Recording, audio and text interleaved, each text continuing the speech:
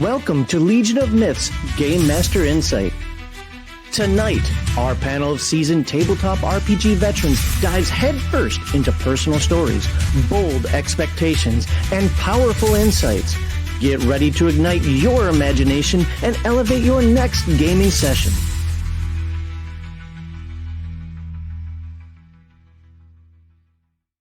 All right, welcome to Legion of Myths Game Master Insight. I am your Jost.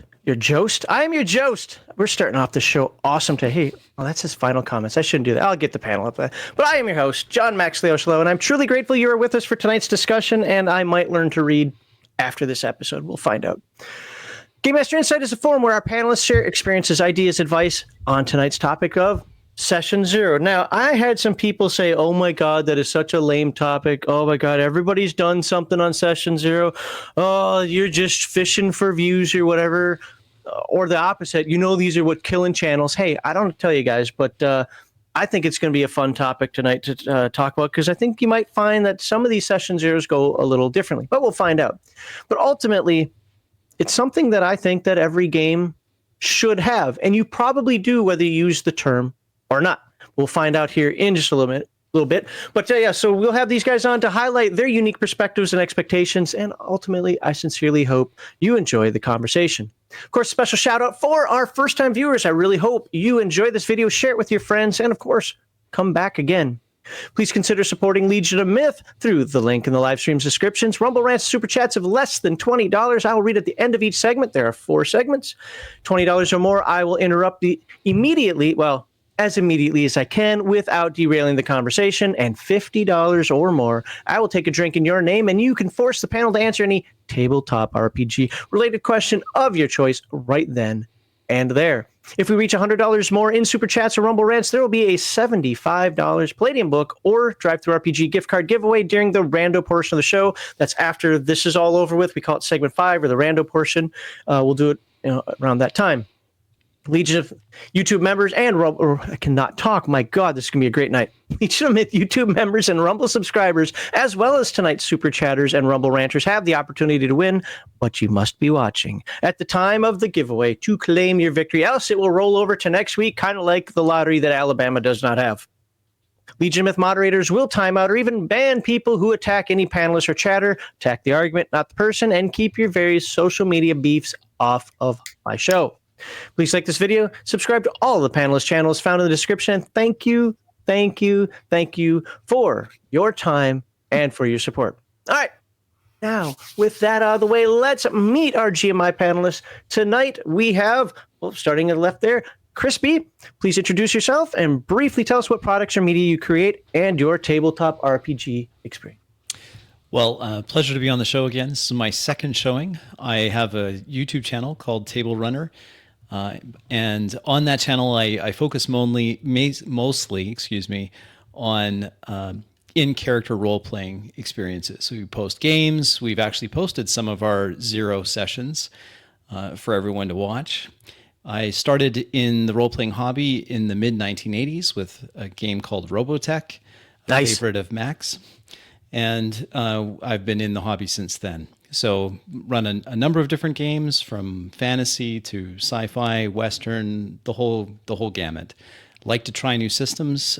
Currently working on RuneQuest, and we'll see how that goes.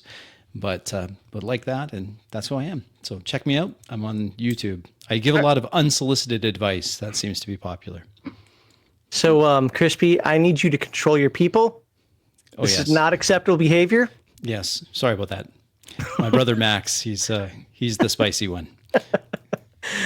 All right, in the center, returning from the show, he's our center square. He's the buffoon that gets all of the commentary on our Hollywood squares here. We have Connell, the cigar DM, who once again did not send me his information that I asked for. So please send that in private chat so that I can... Okay. Do you not read the questions when I send them out to you? They come with like, hey, I need your YouTube channel or whatever you're promoting or whatever you're doing. Questions. I thought you had already had my YouTube stuff. Okay. I don't. Okay. Dude, I got a million things going on. It's my bad. I realize the mistake in this scenario. My bad. The assumption. All right, go ahead. What you got? My name is Connell Cigar DM. Like Max, I'm going to probably have problems with words today because they are hard. I have a channel on YouTube called the Cigar DM. Haven't done anything for a bit, mainly movie reviews, but here soon, very very soon, a cast of lemurs and I are going to be running through Curse of Strahd from 5th edition as I'm taking the PC out of that bullshit. And I'll be running that on my channel maybe once a month. So look forward to that within the next like 2 to maybe 3 months from now. And you need to put a quarter in the swear jar now. Well, here's a 50. Yeah, just front load that thing. I know it's going to happen. All right. There's $100, Mom. I'm sorry. Take out a loan, do what you got to do. And for the first time ever on the show, we have That Darn Cat, who's been a follower of Legion of Myth for a while. And I know you used to come on from some of the old segment 3s. If people don't know what we're talking about there, that's fine. But it's good to see you on a panel. And for your first time, please tell us a little bit about who you are, what products or media you create, and your tabletop RPG experience. I create no products and no media. I've been role-playing since 1981 with first edition Dungeons and Dragons, advanced Dungeons and Dragons, and everything I create is for my own use in my own game, which is like 25 different settings. The way God intended. Horrible, horrible thing. I've been playing, a few years. I didn't get into any really good group play until I joined the Army in '86. And then from there on out, I was running games every week for 6 years, 8 years, 10 years. Okay. I'm not currently running anything now. All right. Cool. So we're just going to jump right into our first question. It's apparently all of us have had problems talking tonight. It's going to be a great stream. This is what we shoot for. We shoot for the people who are out of the short bus. I am the driver of the short bus, and I ran it into the school. My bad. I'm sorry. All right, let's start with Crispy over here.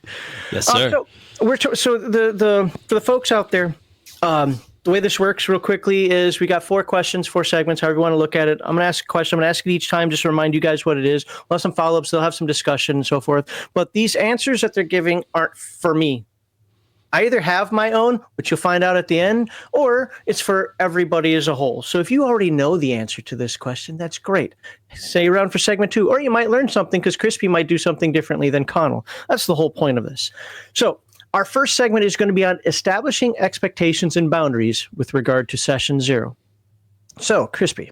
Yes. How important do you believe Session 0 is for establishing expectations and boundaries for among players and the Game Master, and how do you use Session 0 to clearly establish them?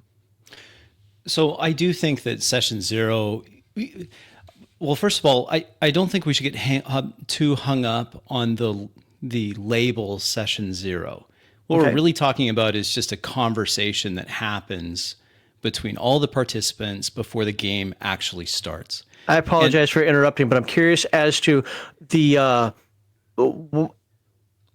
what is has somebody's been like, I don't like that term or something? Well, the reason why I don't think it has a lot of baggage, Max, but I have heard a few people like, oh, that sounds too much like safety tools or something like that. And, And I think that you lose a lot of what can be brought to the game by having a Session 0 if you're just hung up on the fact that particular name for it has become popularized, especially in modern games. Mm-hmm. It really is talking about a conversation that's happening at the table before the game begins. Okay. And that conversation is important to set those expectations because I advocate for high trust games, what I call high trust gaming. And high trust gaming implies that all of the participants are going to be able to let the rules fade into the background. They're still there, but they don't have to be stated. So that becomes an expectation. We also put rules on what is considered good role play versus what is poor role play. That's an expectation. But to focus in on the boundaries question and the expectations, what we're doing is we're trying to make sure that we don't come into a situation in a few months or in a few weeks where someone is unaware of what the shared expectation is, and it leads to a potentially embarrassing situation for that person. I don't want to have someone at the table that all of a sudden, oh, I thought this would be okay, and now everyone's looking at me like I need to be on a list, and I can't go within 100 yards of a school, and and you know, like you don't want to have those embarrassing situations because it can really turn somebody off the hobby, or it can strain the relationships of the people that are there. So I think that managing expectations just generally, whether you're playing a board game or a role-playing game, that's a good thing. So that people can pick the game that fits for them. In other words, if I'm playing a game, Max, where I expect that every time you open your mouth, you're speaking in character, I better make that clear right at the beginning, because otherwise you're going to be in my game and everyone's going to be looking at you like, why are you the weakest link here? Why can't you get it? And it may just be that we weren't the right choice for you, or our style of gaming isn't the right choice. I want to avoid that kind of embarrassment. I also think it's important to set expectations as to what is good at your table, what is allowable at your table, even for little things. Now, we're going to talk more about where session 0 makes more sense versus maybe where it's not, strictly speaking, necessary, though I do think it helps even in those cases. So when does the game start? Do we expect you to be on time? You know, what's the frequency of it? How long will the game go? Those are all part of that first conversation, that session 0. What house rules, if any, are you using? What's the dice convention? What is, for example, when do we consider a dice broken? Are we going to just have that understanding? Okay, the dice left the table, we're not going to count it. Just little things like that, especially for people new in the hobby. Well, this is what we do. We roll the dice out in the open, or we don't roll it in the open. If this is an online game, is there an expectation for video? What is your audio like? Are we going to use an online dice roller? Are we using a VTT? Is there an expectation that you've used this VTT before? What other things? Do you have to have Discord? Do you not have Discord? What about food and drink? What is acceptable? Are we going to run a dry game, or is this, bring all your hard liquor and we're just going to get sauced? What is it going to be, right? What is the parking situation? How are you going to come to my house and not annoy my neighbors? Because I have to live next to these people. If you're parking on their lawn, that's going to cause me a problem. If there's dues, so if we're going to have a session at a store or a venue, like what Connell often does, is there an expectation that you're going to have to bring your $5 or whatever it is? Now I'm not covering that. Other things too, like what is the expectation for player versus player, but I prefer character versus character. But are there going to be mature themes? Could I relate this game to a movie rating? Would that be appropriate? Like that, just to try to get it in context. What are we going to do with those mature themes? Is this going to be a fade to black? When do we fade to black? What's the tone and the type of the game? These are all things that can be written down. And I'm a proponent, Max, of having it written down. Just point form. It doesn't have to be you're not writing a novel here, but just a few things so that you have it and you can refer back to it and determine whether or not it's still relevant. Maybe it's not relevant anymore. Maybe we have to change it. Those expectations are not really, those boundaries and expectations, what we're not doing is we're not providing spoilers. It's not a spoiler. Okay, you're going to come into this situation. You're going to come into this. What it does is it just creates that, here's the line. We all agree on where that is. Mm-hmm. We're going to go maybe right up to it, but we're not going over this line. That's whatever that is. And it provides this touch point so that you as the player know what to expect. You can be comfortable. This is the playground. You can be anything within this playground without risk of embarrassment. There's no risk here of embarrassment. You know where this is. You know the lay of the land. And so I think that's really important to get started on that. It puts you on a good footing moving forward. Okay. Let me I've got a couple of follow-ups for you that are fairly simple here. In your experience, is this a back and forth conversation, or is this a GM led, like this is what's up? Okay, so there's going to be certain it's a conversation. It ought to be a conversation among peers, right? This isn't the topic for tonight, but I'm a strong advocate for being selective as who you invite into your home, into your game. But I understand that not everyone on the panel has that luxury, but I prefer to be very selective so that I can have a conversation with people that I already like. And because I have that conversation with people that we like, it's not a top-down dictatorial, you shall do this, you shall not do this, just coming from me. It's more of a back and forth. Where do we all feel comfortable? That said, I do have some things that for me are a must-have. And I expect players to have that too. That's fine. That's fine. We're going to have some things. We're going to say, this isn't negotiable. This is a hot button issue for me, or whatever it is. I must have this. But everything else, let's talk. My second follow-up I'm going to ask you, though, is have you run across what might, in most cases, be seemingly a minor issue that maybe it was an afterthought or nobody even thought of that turned into a real issue that either now you session zero that topic, or you caution other people that they may want to consider session zeroing that topic? So you're asking about something that came up that was unanticipated? Is that like this is something we didn't cover? Either unanticipated or kind of just like, we do da da da da da and move it on because you just kind of think it's either common sense or easily understandable or whatever. Something just minor that turned into, whoa, that turned into a bigger issue than we ever expected it to. Sure. So I had an experience once we were playing a Kingmaker campaign path, alas. And in that Kingmaker campaign, we had a player that decided that it would make sense for him to assassinate everyone else and seize the control of the kingdom. And at that time, when we had talked about it, just this PvP thing had never come up. And so it hadn't come up in a long time, we'll say. It's not that it had never come up. But to have someone wipe out the party, that was not a great experience. So that had us come back and say, okay, let's address this. We better talk this over. And I took ownership of that going wrong because it was a relatively new player that did it. He was 100% into his character, but he had done it in such a way that I don't think he realized the ramifications of what was going to be happening and how other people would feel about that. So he felt a little embarrassed, which I felt bad about because he's a great player and just went too far for that particular table. So we had a chance to talk that over and then address it. So to answer your question, yes, there will be things that come up. And that's why I like having a document that we can go back to and just point forward whenever it is and say, okay, we had originally talked about this, but we don't have anything in here. It sounds like we need something here. What do we agree upon? And then we put it in, and until it needs to be changed, that's the new one.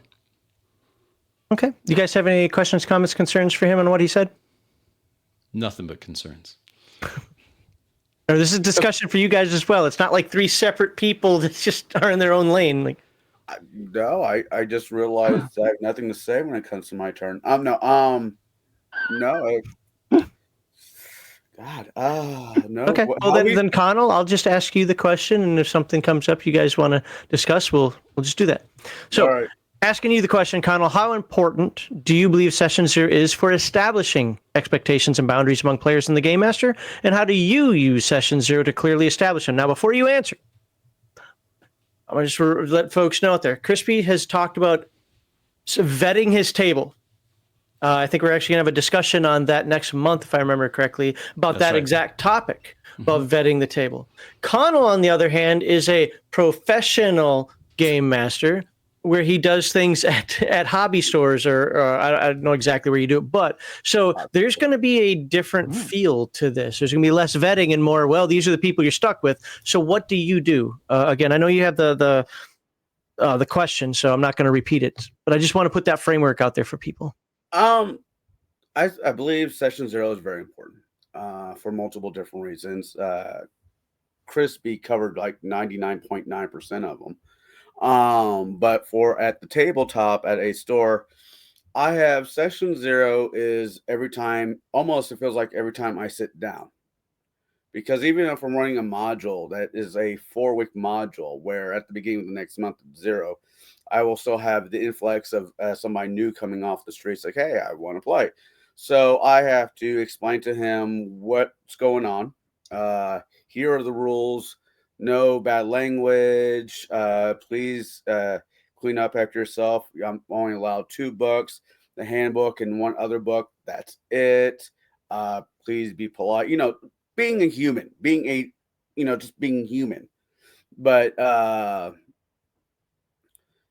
find that is very important, because if you just don't say anything and says, well, congratulations, congratulations for finding the table, sit down, thank you for $5, it can go freaking sideways really quick. So sitting down or standing or just talking to them and explaining to them, hey, this is what's going on. These are the rules of the land. Hope you have a good time is very important. Having some kind of guidelines off the bat is the foundation of having a good game. I agree with Crispy. I don't play with real adults. I just pay for adults that are willing to play. Unlike this guy who plays with real adults, as he was saying last time. So I have to make sure session 0 is to the point. Everybody gets behind it to have a successful game.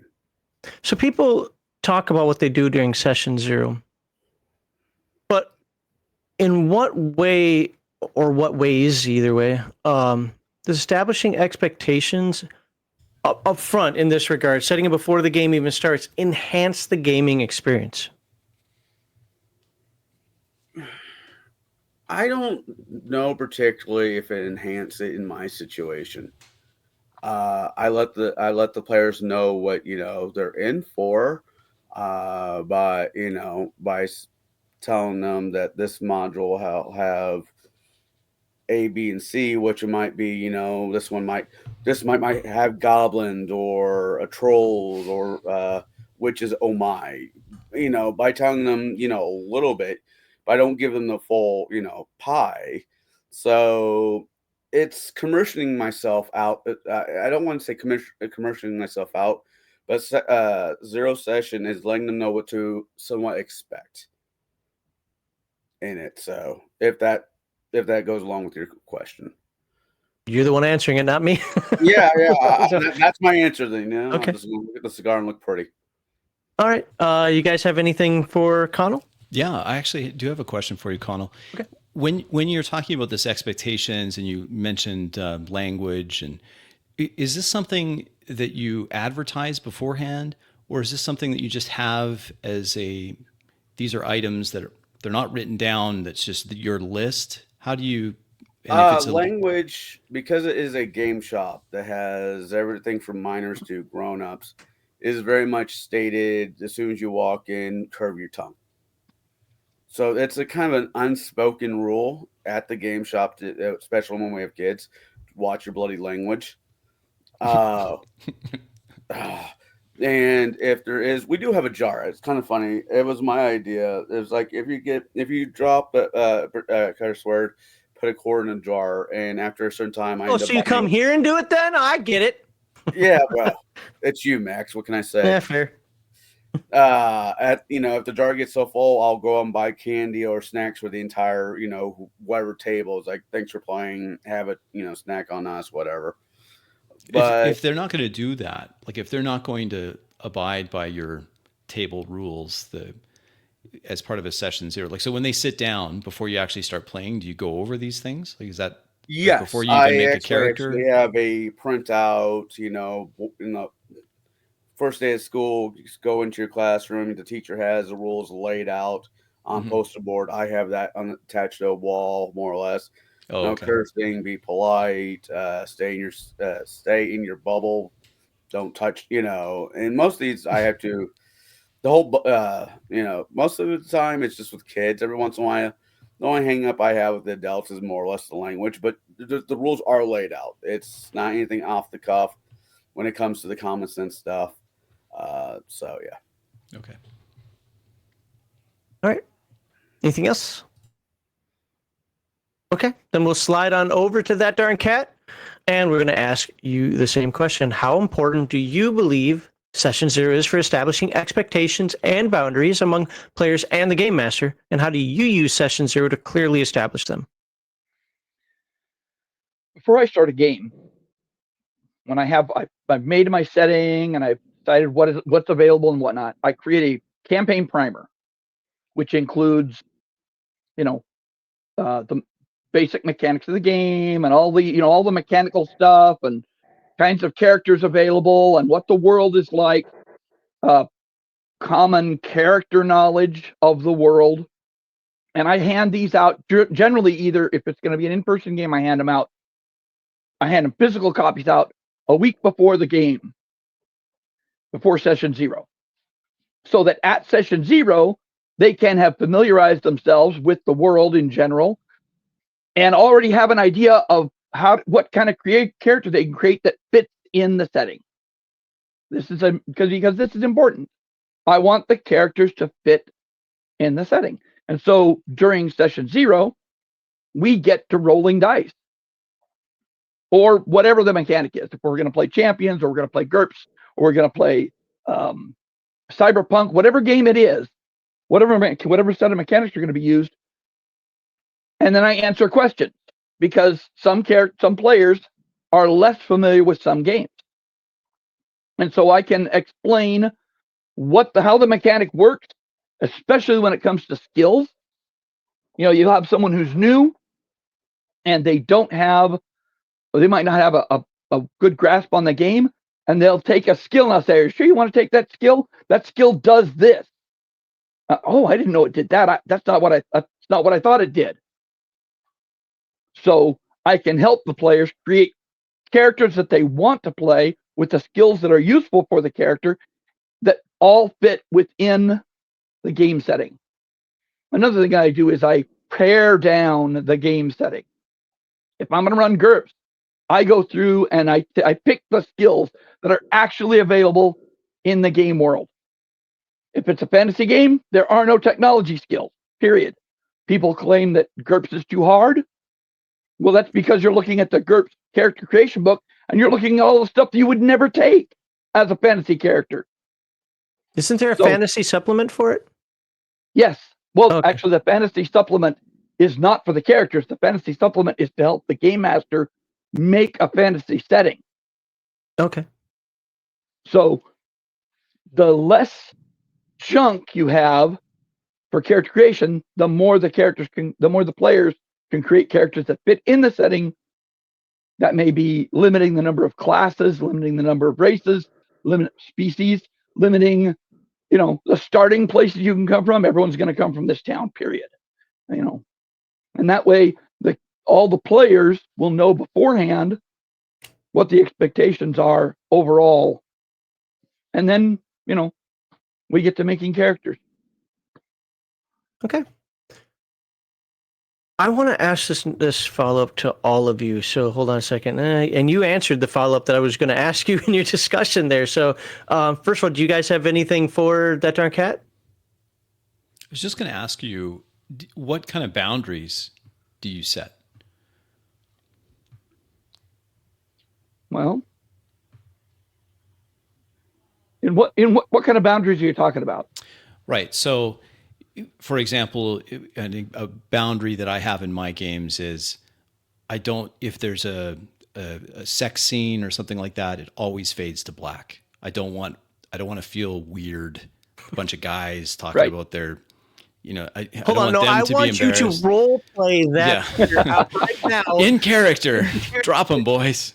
No, I don't want. So I have a part of our social contract that is set up in Session Zero is we're not going to have weird graphic sex scenes.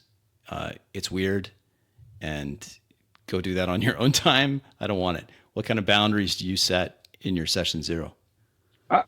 Pretty much everything you talked about is stuff I adhere to. So since I can't add anything to that, fade to black. If I'm doing something with another player, and you want to talk to, Joe wants to talk to Bob, Joe needs to write it down in his blue book, whatever he's going to say, hand it to Bob. Bob reads it, writes his reply, so that your conversation doesn't interrupt the role playing that is taking on, is currently going on. So we got a super chat that I have to jump in here with. For $20, Lawdog says, "Here, blip the stall and roleplay that scene." Don't give him any ideas, Lawdog. Thank you for the $20. And you know what? For $20, well, I think they cost more than that. But would I? Would he know? How does he know how much they cost? Where did the bad DM touch you? Where is the bad DM going to touch you? Fade to black. Fade to black. Fade to black. Where's the button? Fade to black. No. I got a question for both of you gentlemen. Now, go ahead. As a house rule, not even a house rule, as a shop rule, and I fought with my the shop owner over this a while ago. If you come to the table presenting yourself as a male, you have to play a male character. If you come to the table presenting yourself as a female character, you have to play a female character. Yep. I do the same thing. Now, when it comes to all the different freaking races, I don't care. If somebody comes to the table who is 5'1" with a battle axe, I guess he's playing a dwarf. I'm not going to argue that one. But, how, do you guys force that at your guys' table? You have to play the sex that you present? Or are you a little bit more relaxed about it than I am? I do not. Generally speaking, most people just do that. Most grown-ups, most actual adults just play their own sex. But I have had players, my niece is an example, she always played male characters. Don't ask me why, but she always did. She's married to a decent guy and has kids, but she always played male characters.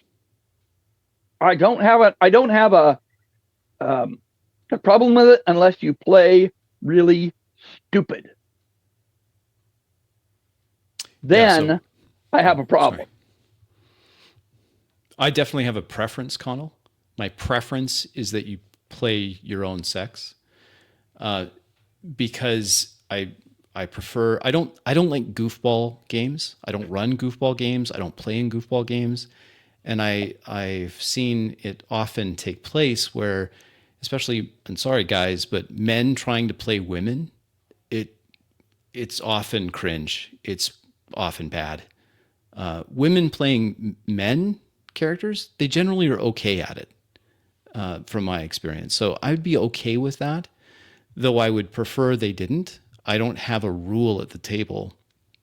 I guess I do sort of have a rule, Connell. I've misspoke. I would only let people I know can be serious about the game do that.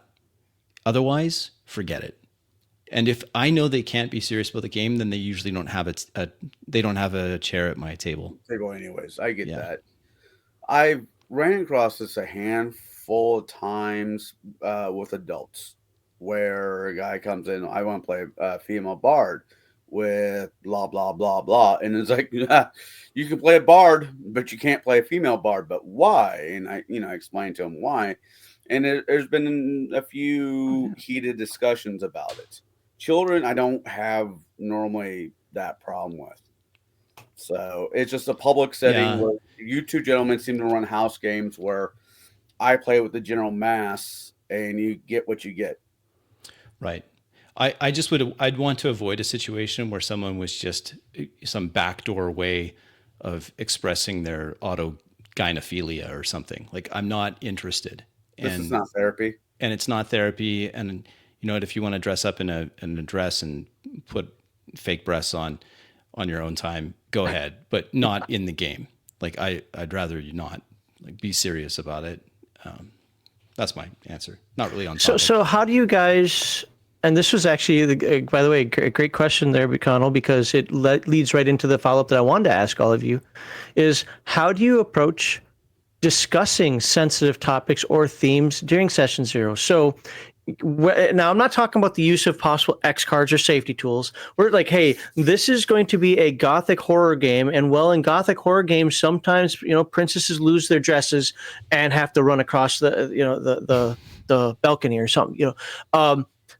How do you approach that in terms of yay, nay, what do you guys want, whatever? And it could be blood and gore. Like, I am a visceral game master. I like to describe, especially at low level, to get your mind into what it means to actually kill something, is I get very visceral with it. And some people don't like that.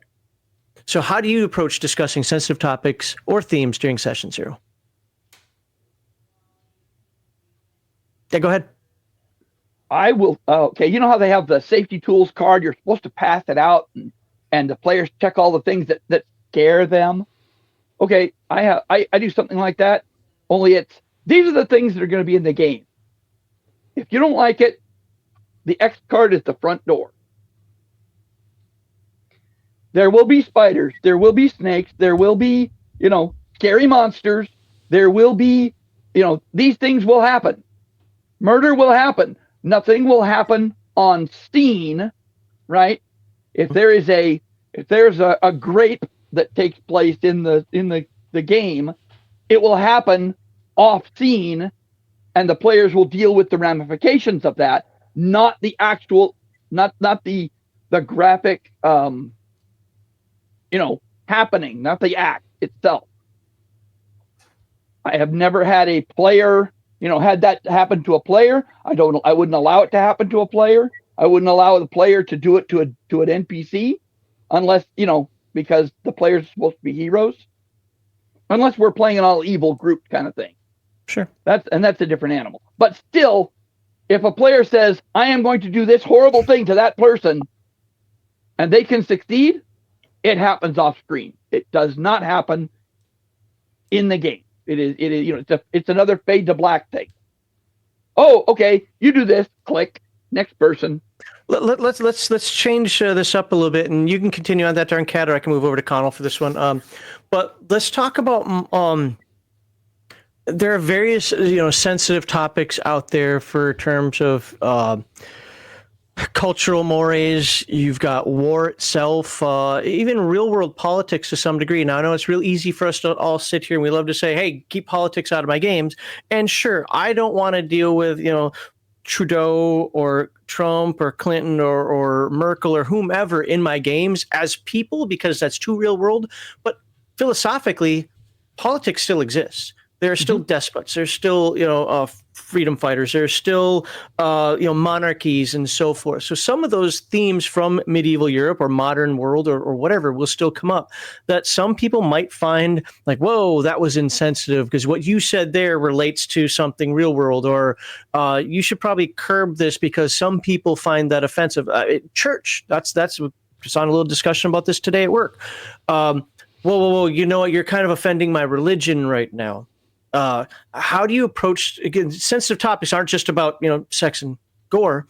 How do you approach, if the themes of your game might touch on those things, how do you approach those sensitive topics during session 0? My God, I can't talk. Go ahead. Yeah, go ahead. I leave it open for you guys to just jump in and talk at this point. So. Okay. I'll answer this one, then I'll probably circle back to the original question. I've said this before mainly on your channel. It's got me in trouble like once or twice.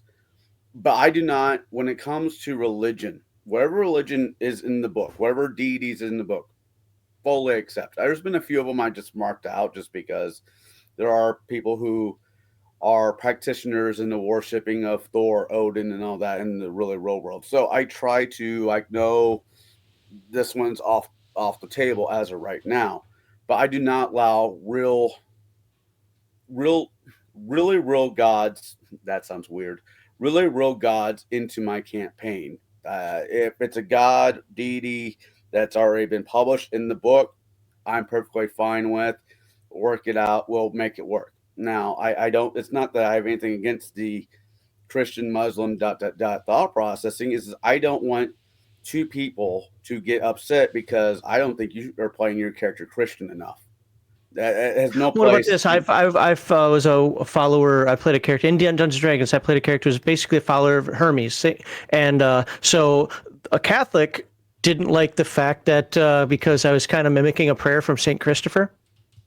No, it wasn't making fun of it. It wasn't mimicking it exactly. I wasn't like, but it was one of those things. It was too close, and he confronted me about it and said that he did not appreciate the fact that he felt that I was making fun of his religion. When at that point, I didn't have any clue whatsoever. I'm not Catholic, so I didn't have any clue whatsoever. Well, I mean, to be a smart ass, Saint Christopher is no longer a saint, so you can sit and spin. But it's just Mercury. So you're playing you're worshiping Hermes, but same thing. God of travelers, messengers, and thieves. You know, the other person at the table, if he's a friend of yours, no offense, but he just needs to calm the hell down. But okay, I get that you're saying that, but again, this being session 0, yeah.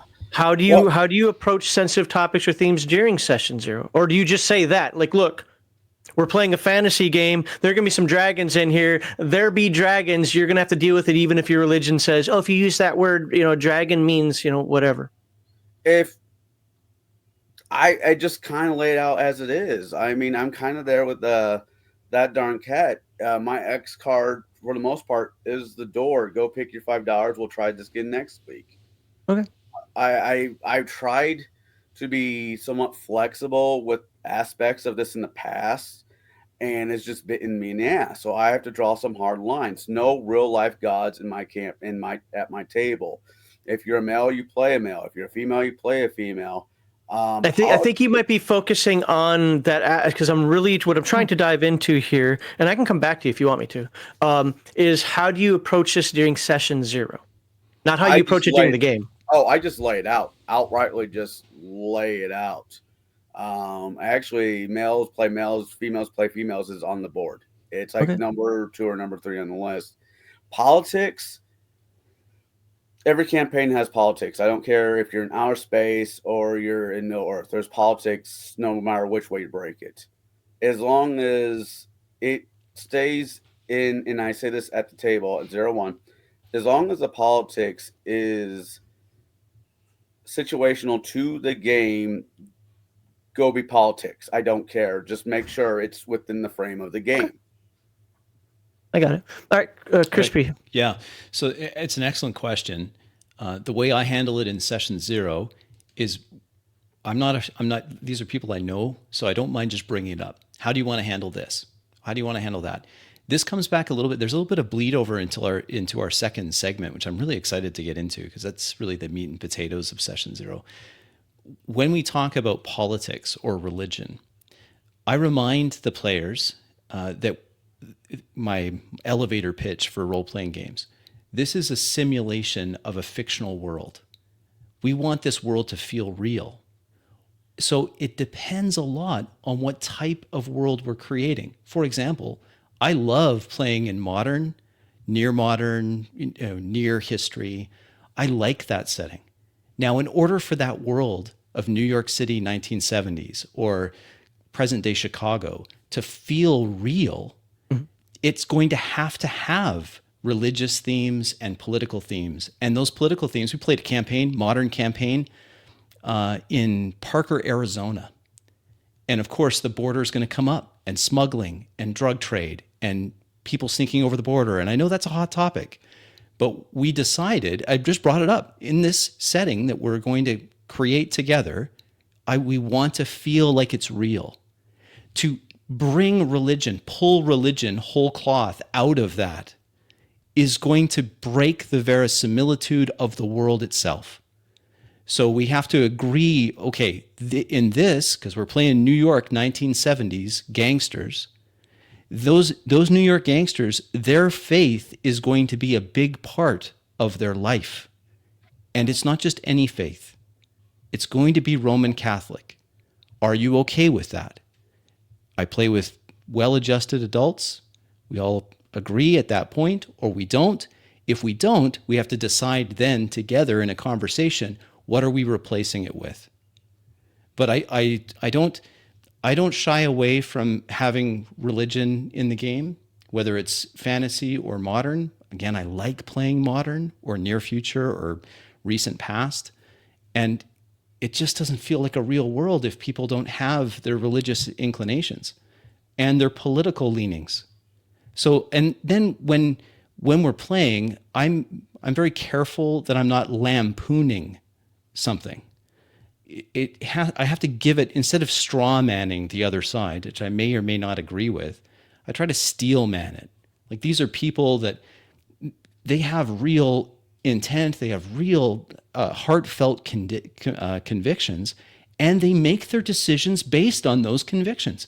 If you take those convictions away because you're afraid of offending someone who may be an Episcopalian, well, where's the drive coming from? It can't be just greed. It has to also be God or country or family. It's not just, well, I want the new shiny watch and that's all I care about. It doesn't seem real to me. Okay. All right. Any final follow-ups as you guys get to answer the way you wanted to with that before we move into the second segment? I haven't had a lot of issues in my time as a game master over the decades that I've been running games and when I've been playing, not involving real world politics and religion and such, or mores or whatever, into a fantasy setting.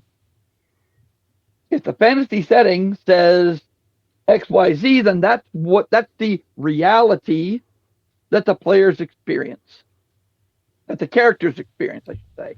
Keep using that word different.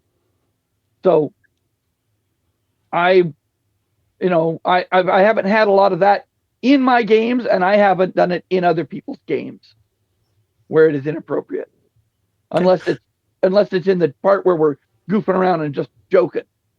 So I don't bring it up in my games or in my session 0 because I don't really have a form, at least not yet. I don't have a truly formalized session 0, just things that come to my mind. This is what I want to do. This is what's up. But I'm going to put this comment on the screen right now. This will lead us into the other comments anyway, because it kind of explains with some of the things that I'm looking for. It's like, yeah, what about slavery? Slavery is a hot topic for some people. I don't even like sitting at a table that doesn't include racism. And what do I mean by that? Just for the folks out there, that always want to clip things and parse things. I'm talking like dwarf versus elf, speciesism, if you want to go with that. I hate, and I will leave a table where an elf is just a human with a funny skin suit. Where a gnome is just basically everything that 5e has done to races. I absolutely believe in racism. Now, it doesn't mean they all want to kill each other or whatever, but sensitive topics like speciesism or slavery, or hell, you can go into things like death penalty. That was pretty common back then. How they did. I mean, look at the torturous ways that they like to murder people back in the day. Let's throw them in a big metal can and boil it and see what happens. Things like that. How do you approach those kind of sensitive topics? And quick answers, because we do need to get to the second. So really quick, I'll start off if you don't mind. Sure. Go. This actually is part of that setting creation. So in session 0, we create the world together. It's a collaborative world building. We will bring up these topics. What about this? How does this? And we'll decide then, yes, this exists in the world and this is what it looks like. These are the major power plays between the various groups or species, maybe even different races. What is that? How does that look like? Or we'll use a commonly known touch point. You've seen Goodfellas, it's like that. You've seen this, it's like that. This is what is antebellum South. Okay, so what does that look like? It's going to look like this. All of those cultural expectations that fit within the historical context of that setting, that's going to be there. We're not going to sanitize it. That's what it is. Okay. Connell? I'm right there with Crispy, and I agree that species racism among species. I use Lord of the Rings, Gimli and Legolas, as if I have characters. If I have with kids, how they have a playful. Right, it doesn't have to be full on racism. It could just be playing off of stereotypes. Yeah, I'm just like, they have a playful rifle. This is normally how elves and dwarves get along. Humans tend to get along with everybody. ... With kids, with adults, I don't have that problem per se because they fall right into. I saw Lord of the. I got a master's class in Lord of the Rings. I know how to act like a dwarf or an elf and how to treat each other. So it not really a big issue at my tables when it comes to that. Well, that was just a point I made with the Padar. His point was he included things like slavery or treating, if you get into colonialism and treating indigenous people poorly. Because I mean, a lot of games are about expansion, right? Whether it's orc expansion, what's the trope? Oh, orcs expanded into this area and we didn't stop them. They raped all our women. Oh, banned off YouTube now. I said the R word, but the things like that. Is that a trope for a reason? Well, yes, because orcs are evil, nasty creatures. With that said, how far can you go with that? How far should you go with it? I'm not asking for an answer to that, but that's what I'm talking about when it comes to how do you approach discussing sensitive topics with maturity. I include a lot of that in my campaign primer. Who actually which cultures capture slaves and keep slaves? Is it chattel slavery? Is it what's the term where it's under the law? Romans did the whole war bond thing or war. You can if you commit a crime, you could be sentenced to slavery for 3 years. Judicial indentured servitude. Right. So these things can exist in when you talk about slavery, and I am the descendant of Irish slaves in North America. Thank you. But there are a dozen different types of slavery, and how they're practiced in the world is covered in the primer. Okay. If it comes up, if you make a character who is anti-slavery, that's great, as long as you don't come from the culture that believes in slavery. Or try to take it down single-handedly. Right. Yeah, and that's a good point, Max. Like I insist that players try to get into the character's headspace. Mm-hmm. So that means that you're going to not bring your modern sensitivities. You're going to try to be from that culture. So the colonizer is an interesting concept, because those that were colonizing, how did they see it? I want you to role play it as you would imagine it, as a righteous crusade that you're bringing salvation to the savage. Now, I know in the modern sensitivity, that's verboten. Like, how could you possibly say that? But they weren't evil in the sense that we are painting them as evil. They had their own values, and it was rational what they were doing. We can now, with the benefit of hindsight, look back and castigate them. That's just poor historic history. You can't judge history based on modern day. You judge them according to their own time. It's in that context. So if you're playing a game where this is common practice, then you're going to have to role play that different than if you are a graduate in social justice today in 2025. That is a different set of cultural mores and expectations, and you're not really role-playing your character who is supposed to be role-playing in the 1500s. It's funny you say that, because I've had 2 discussions on the same topic with a guy at work. And he and I just vehemently disagree with this. He's like, slavery's wrong, it's always wrong. I said, okay, I can agree with that. I said, but I'm not going to think that the entirety of Rome, Greece, Slavic nations, Chinese, Mongolian, that they're all just evil, horrible people because they had slaves. There's literally the lifestyle that everybody lived going back to pre-recorded history. The city of Ur, all Mesopotamia. It doesn't matter where you were. Native Americans amongst themselves kept slaves. So does that make it wrong in every instance? Sure. From today's modern sensibilities, as he was saying, it probably is. I would say it is. But if I'm playing a character in one of those cultures, back just a couple hundred years ago for most places, there's still some going on today, but we're not going to get into that. But if you're playing somebody from the Roman Empire, is it better to kill somebody or take them as a slave to work in your plantation? You can give them a life. Or basic experts game. Like Right. Oh, yeah. the economy is based Makahito. on, it's based on capture, right? You're capturing, and they would capture one and then ransom them back, and then someone else get captured. I noticed that in RuneQuest. On your character sheet, you have a ransom value. All right, let's do this one. Started going a little long here, so we'll get into segment 2. I think it's a pretty good discussion to get us going with what session 0 is.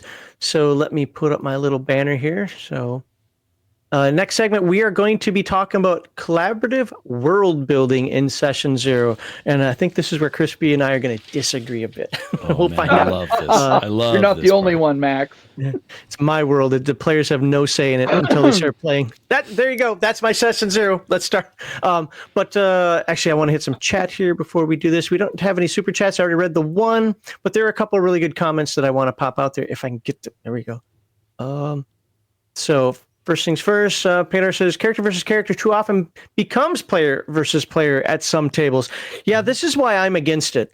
Like, I'm not theoretically against player versus player, but just my experience says that character versus character turns into screw you, I hate you, I'm not going to pay you back, whatever, just these little weird things that roll over into real life. So I just tend to avoid it now. Guess have thoughts, sir? Yep. I allow it. Okay. I allow it because I want mature play, and the goal isn't winning. The goal is role play. It's authentic role play. So I'm okay with it. If it does start to stray into player versus player, then we're going to have a conversation. But yeah, I allow it. Okay. Connell, you're going to say something? If the module or whatever I'm running allows a little bit of it, I might, but as a whole, just no. I don't need two kids getting upset with each other, and I don't need two adults, at a place of a public setting to get upset with each other. It's no bueno.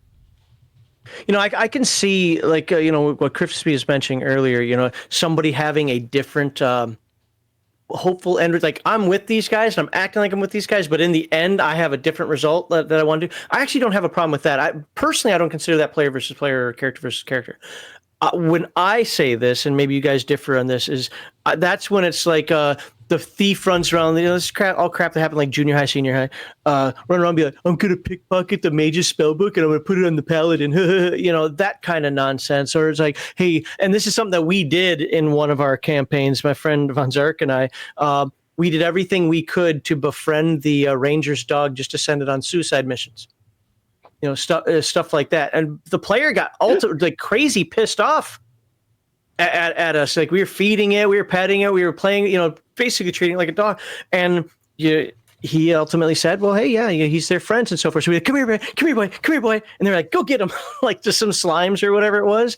Dude, he freaked out, not as a character, as a player. Like, we kept hearing about it for the longest time. Yeah, I mean, that's to be fair, and I think Crispy's dead on in this one. I'm going to put words in his mouth for a moment, but I think I understand what he's saying. That's immature playing. It's immature and it's out of character.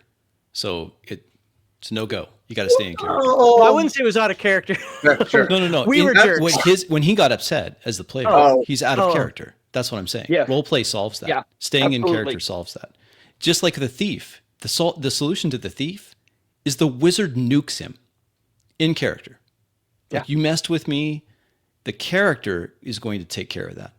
It's just a joke, man. Yeah. Then we're like, well, then who is out of character then? Then it's the player of the thief is out of character. Oh, whoa. Hey, you F around and find out. Like, it's all in character. Why is that Like, open? that's like grabbing the cop's gun and then saying, oh, just kidding. Yeah, I just insist that You're going to get yourself shot and then complain about, well, you grabbed his gun, right? That gets you shot. Yeah, I just Complaining again about your up character doing front, something I just dumb. try to say, I put the kibosh on that. I'm just like, look, we're not going to have this. Is why I make characters, and I don't know. I think this might be a topic later, but I make players make their characters together. Mm-hmm. Yep. 100%. Yeah. I do too. All right.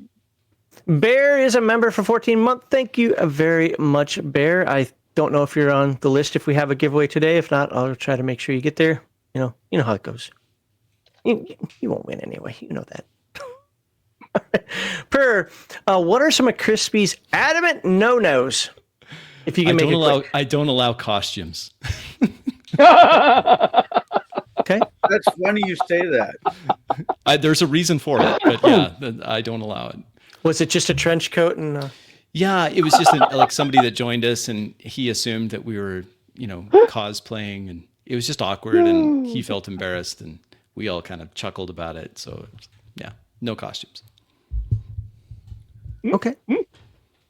Around Halloween, especially with the kids show up in costumes that look like their characters that they're playing. I give extra XP points. I think that's just freaking awesome. Oh, sure. Halloween? Yeah, sure. Yeah. Adults, maybe not so much. No. Yeah, if I were running for kids and they showed up in their costumes, dressed like their characters, that would be great. That one's kind of tongue in cheek, but I do have another no for me. Okay. I don't allow, and this will send some of you up the bend, but I don't allow alcohol at my games. Oh, I don't either. I want people sober and attentive and with it. And the way we play takes a lot of mental capital. It takes a lot of effort, and I don't want so I don't allow any alcohol. As a person with adult ADD, you want me on alcohol because my brain actually you probably levels wouldn't. out and I can think straightly. No, I get that. I mean, I run out of game shop. There's no alcohol on privileged anyways. I've always, and I've only found this once or twice where I could actually sit down at a table with grown-ups, of course, and smoke a cigar while we're playing. It just sometimes helps me get into the character that I'm playing. And so alcohol, tobacco, no, that makes sense. And with, like I said, I gave them out of a public venue, so it's no good no matter what. And no vaping. God, I hate vapes. The hell? Do you know what you're doing to your lungs? It's not tobacco. I'm like, you're still a fucking idiot. All right, let's we have Law Dog here with his $20 super chat again. We'll just put that on the screen one more time. Then we'll move on to Dino says, I'm not dissing on session 0, but man, there's a lack of DMs who just tell there's a lack of DMs who just tell it like it is. We have a generation of big feelings and participation trophy whining. Yeah, that's true. Yeah, unfortunately. I don't want to dive into this. Yes and no on that comment. Okay. Back when I was in the Army, we would have a session 0 where we'd all get together and we'd talk about what characters we're going to play, what our species are going to be, what classes we're going to take, what kind of character it's going to be. I'm going to be a bow warrior. I'm going to be this. I'm going to be that. And we'd roll up our characters, and then we would come up with backstories that fit together. And I have carried that over. I want the characters in the game to start as friends. They all come from the same small town. They all come from the same neighborhood. They all come, whatever it is. So the Dragonlance Heroes of the Lance. Yes. Okay. I want them to, so that there's no retarded, there's no stupid, in-character, fake arguments. I hate the guy that sits in the corner of the bar, the inn, and refuses to interact with the other characters. That doesn't happen. That is I don't know them. I wouldn't go talk to them. Exactly. That does not happen in my game. If you do that nonsense, you will get kicked out. Wait. Go ahead. So if you're in a campaign, right?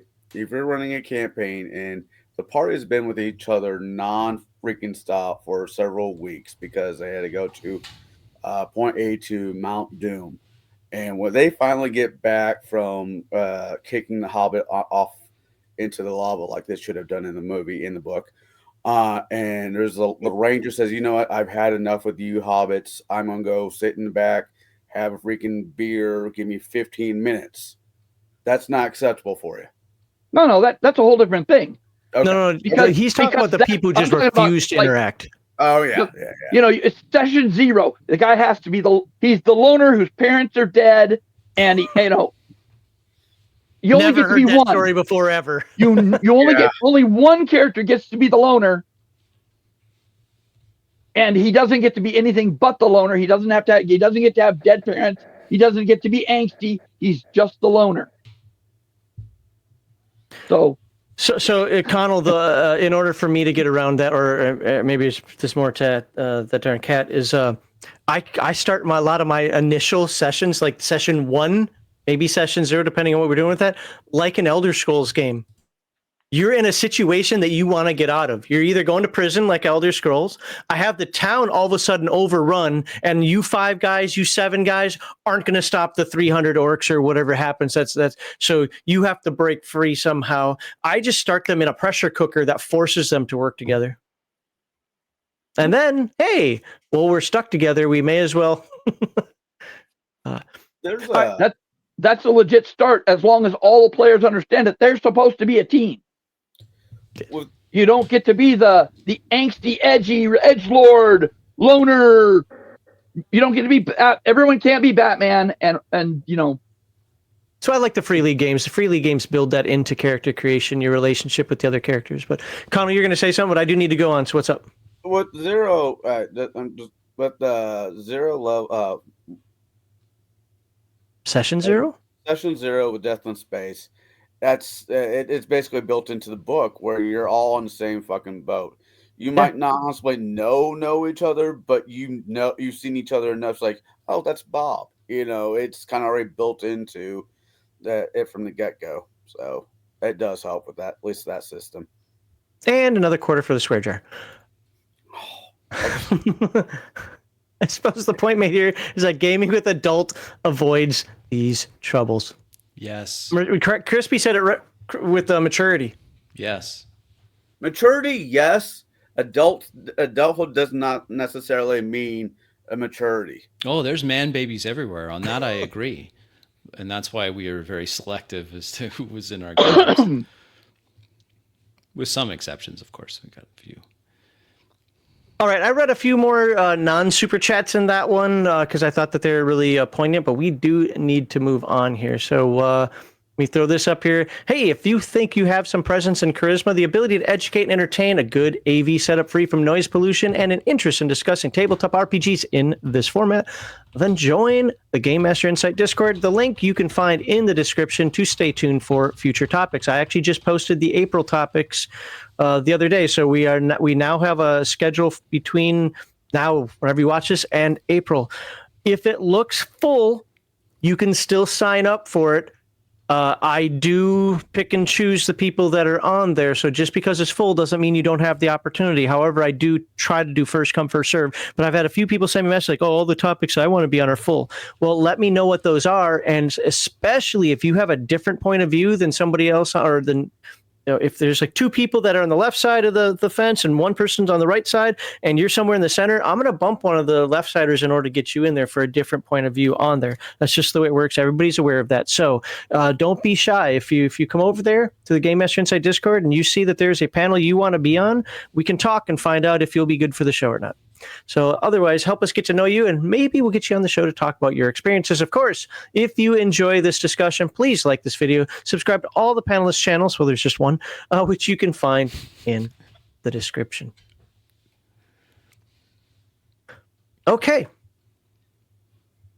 So we're going to start this segment with Connell. And this one is on, we're still talking about Session 0, of course, but this one we're going to be talking about collaborative world building in Session 0. So, Connell, what are your thoughts as a professional game master? I keep saying, chat loves it when I do that. On using Session 0 for collaborative world building, and how does it impact your gaming experience? With me running majorly modules for the at the store, there's not so much world building as in a sense. But I tend to, if I'm about ready to start a new one and I know I have a full table as is, I kind of push for them to make characters together.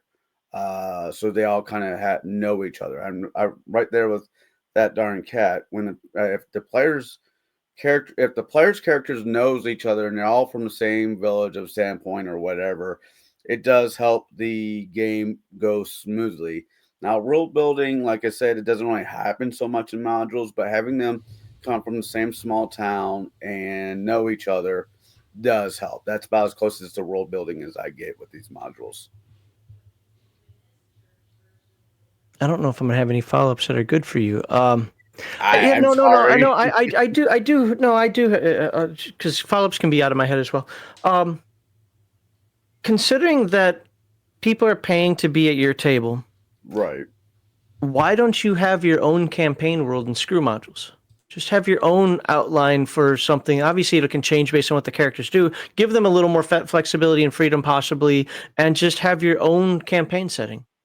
It has been a thought of mine for the last year and a half now. I just haven't pulled that particular trigger. I don't particularly have a story that I want to tell, Like you're And thinking about that backwards. You're not there to tell a story. Oh, It's yeah. emergent storytelling. The dice tell the story. you have settings, right? You have ideas for a world. Yeah. Start small and go big. The right group of people, I'd probably do just a free roam type of campaign. But as of right now, just modules with the people I have. So, Okay, it's not a bad idea. Well, I don't want to derail the topic, and I think my next question would derail the topic. So I will. I might come back to you. Do you guys have anything for him? I can email you a setting or two, Connell. I've got plenty to go around. I'm They've never been used. I just have one quick question for you, Connell. With these modules that you run, do the modules just list out this is in Strixhaven, or this is in Forgotten Realms, or is this in Eberron, and then just everyone can there's a baseline understanding based on the module itself? Hypothetically, let's say everybody starts at Sandpoint. The module involves Sandpoint in dealing with the gobos of goblins, and that's it. You point A to point B, you knock them out, then that's normally a 3-hour session, 4-hour session. That's it. Is this because you run for kids? Kids and adults, but mainly kids. Yeah, the adults. Actually, I do not so much world building per se, but when I'm running Death in Space, I've said this multiple times. I'll use old Stargate universe episodes as ideas, and I'll just do a quick episode, 4 hours game, and they'll wrap up the problem. The next week will be something else and something else. Okay, so relate that back, because I agree with you. I like Crispy's question here, but relate it back to session 0. Like, do you tell people that, or how do you bring that in? Like, you're doing Death in Space, which I'm glad you're running that game. We all know that that's a game that ultimately is probably going to beat you. I know it sounds weird in terms of role-playing game, but it's made to be a hard mode game where ultimately you're probably going to die. Although you could get lucky and tough it out. How do you express that to folks, especially when you say that you pull things from, say, Stargate or Firefly or whatever else? How do you incorporate that? Because this is supposed to be about world building and session 0. Death in Space, I basically let the characters know that the ship, your character will most likely not survive this. The ship might not survive this. It is your goal to fix whatever the problem is and keep the ship afloat. And that's normally all I have to say. I have a bunch of Caterpillar engineers that play this game. I mean, it's more mechanical-based RPG than actual RPG. Do they get to determine where there might be some supplies, or do they get to say, hey, you know what, maybe there's some stuff floating on Mars that they heard of? Let me give you an example. In my games, where I'm very adamant, this is my world, not your world. Like say, Crispy and I are probably going to disagree on this. 100%. But there are some aspects that I like them to do. So Wives' Tales are a perfect example. The example I've used a lot, you've probably heard it on the stream before, is the pot of gold under the rainbow. Is that a real thing or not? The only way to find out is to go search it out. It might be real, it might not be real, but make up your own. Don't just use the ones in the real world. Make up your own. Make up your own little wives' tales, little anecdotal stories like that, little parables and so forth, and then we can explore whether that's real or not. Yes and no. I will give them a list of, hey, these are the closest planets. There is a wrecked ship X away from here, and I let them choose where they go. But for the most part, I keep it very much. So you would allow a player to sit at the table. Now, again, I know we're actually talking more about session 0, so I might be deviating off topic, but you wouldn't let a player sit at the table and be like, I heard about the runes orbiting the broken moon. I think we should go check that out. That's fantastic. Yes. And you're like, nope. There's nothing there. The book said, No. If he can, if a player comes up with something of that nature, I'll just run with it. Perfect. Now, to get us on topic, how do you express that to the players during session 0? You don't, do you? And it's okay. Yeah. That is actually something I do tell my players during session 0. Now, I do it for fantasy games, is that you can't change the universe, but you can absolutely add some heart and soul to it with these little anecdotal things like that. I'll keep that in mind. Thanks. I just try to keep it, as wrapped up as I possibly can. Crispy, you're not next, but I know you're chomping at the bit, which is great. I'm so excited for this topic. All right. So we'll move on over to That Darn Cat. Well, actually, did you have anything to follow up with Connell's question there, That Darn Cat? Are you ready for the question? I'm ready for the question. Okay. So what are your thoughts on using Session 0 for collaborative world building, and how does it impact your gaming experience? Collaborative world building? What's that? Having influence on the world. No, that was their own that little was the kingdom joke. or nation state or ideas or homesteads or whatever. I create the setting. The players receive the information. Then, as game plays, they can affect the world, but not before the game starts. Now, if you want to if you come up with an interesting idea for your character background, I might use it against you. Wow.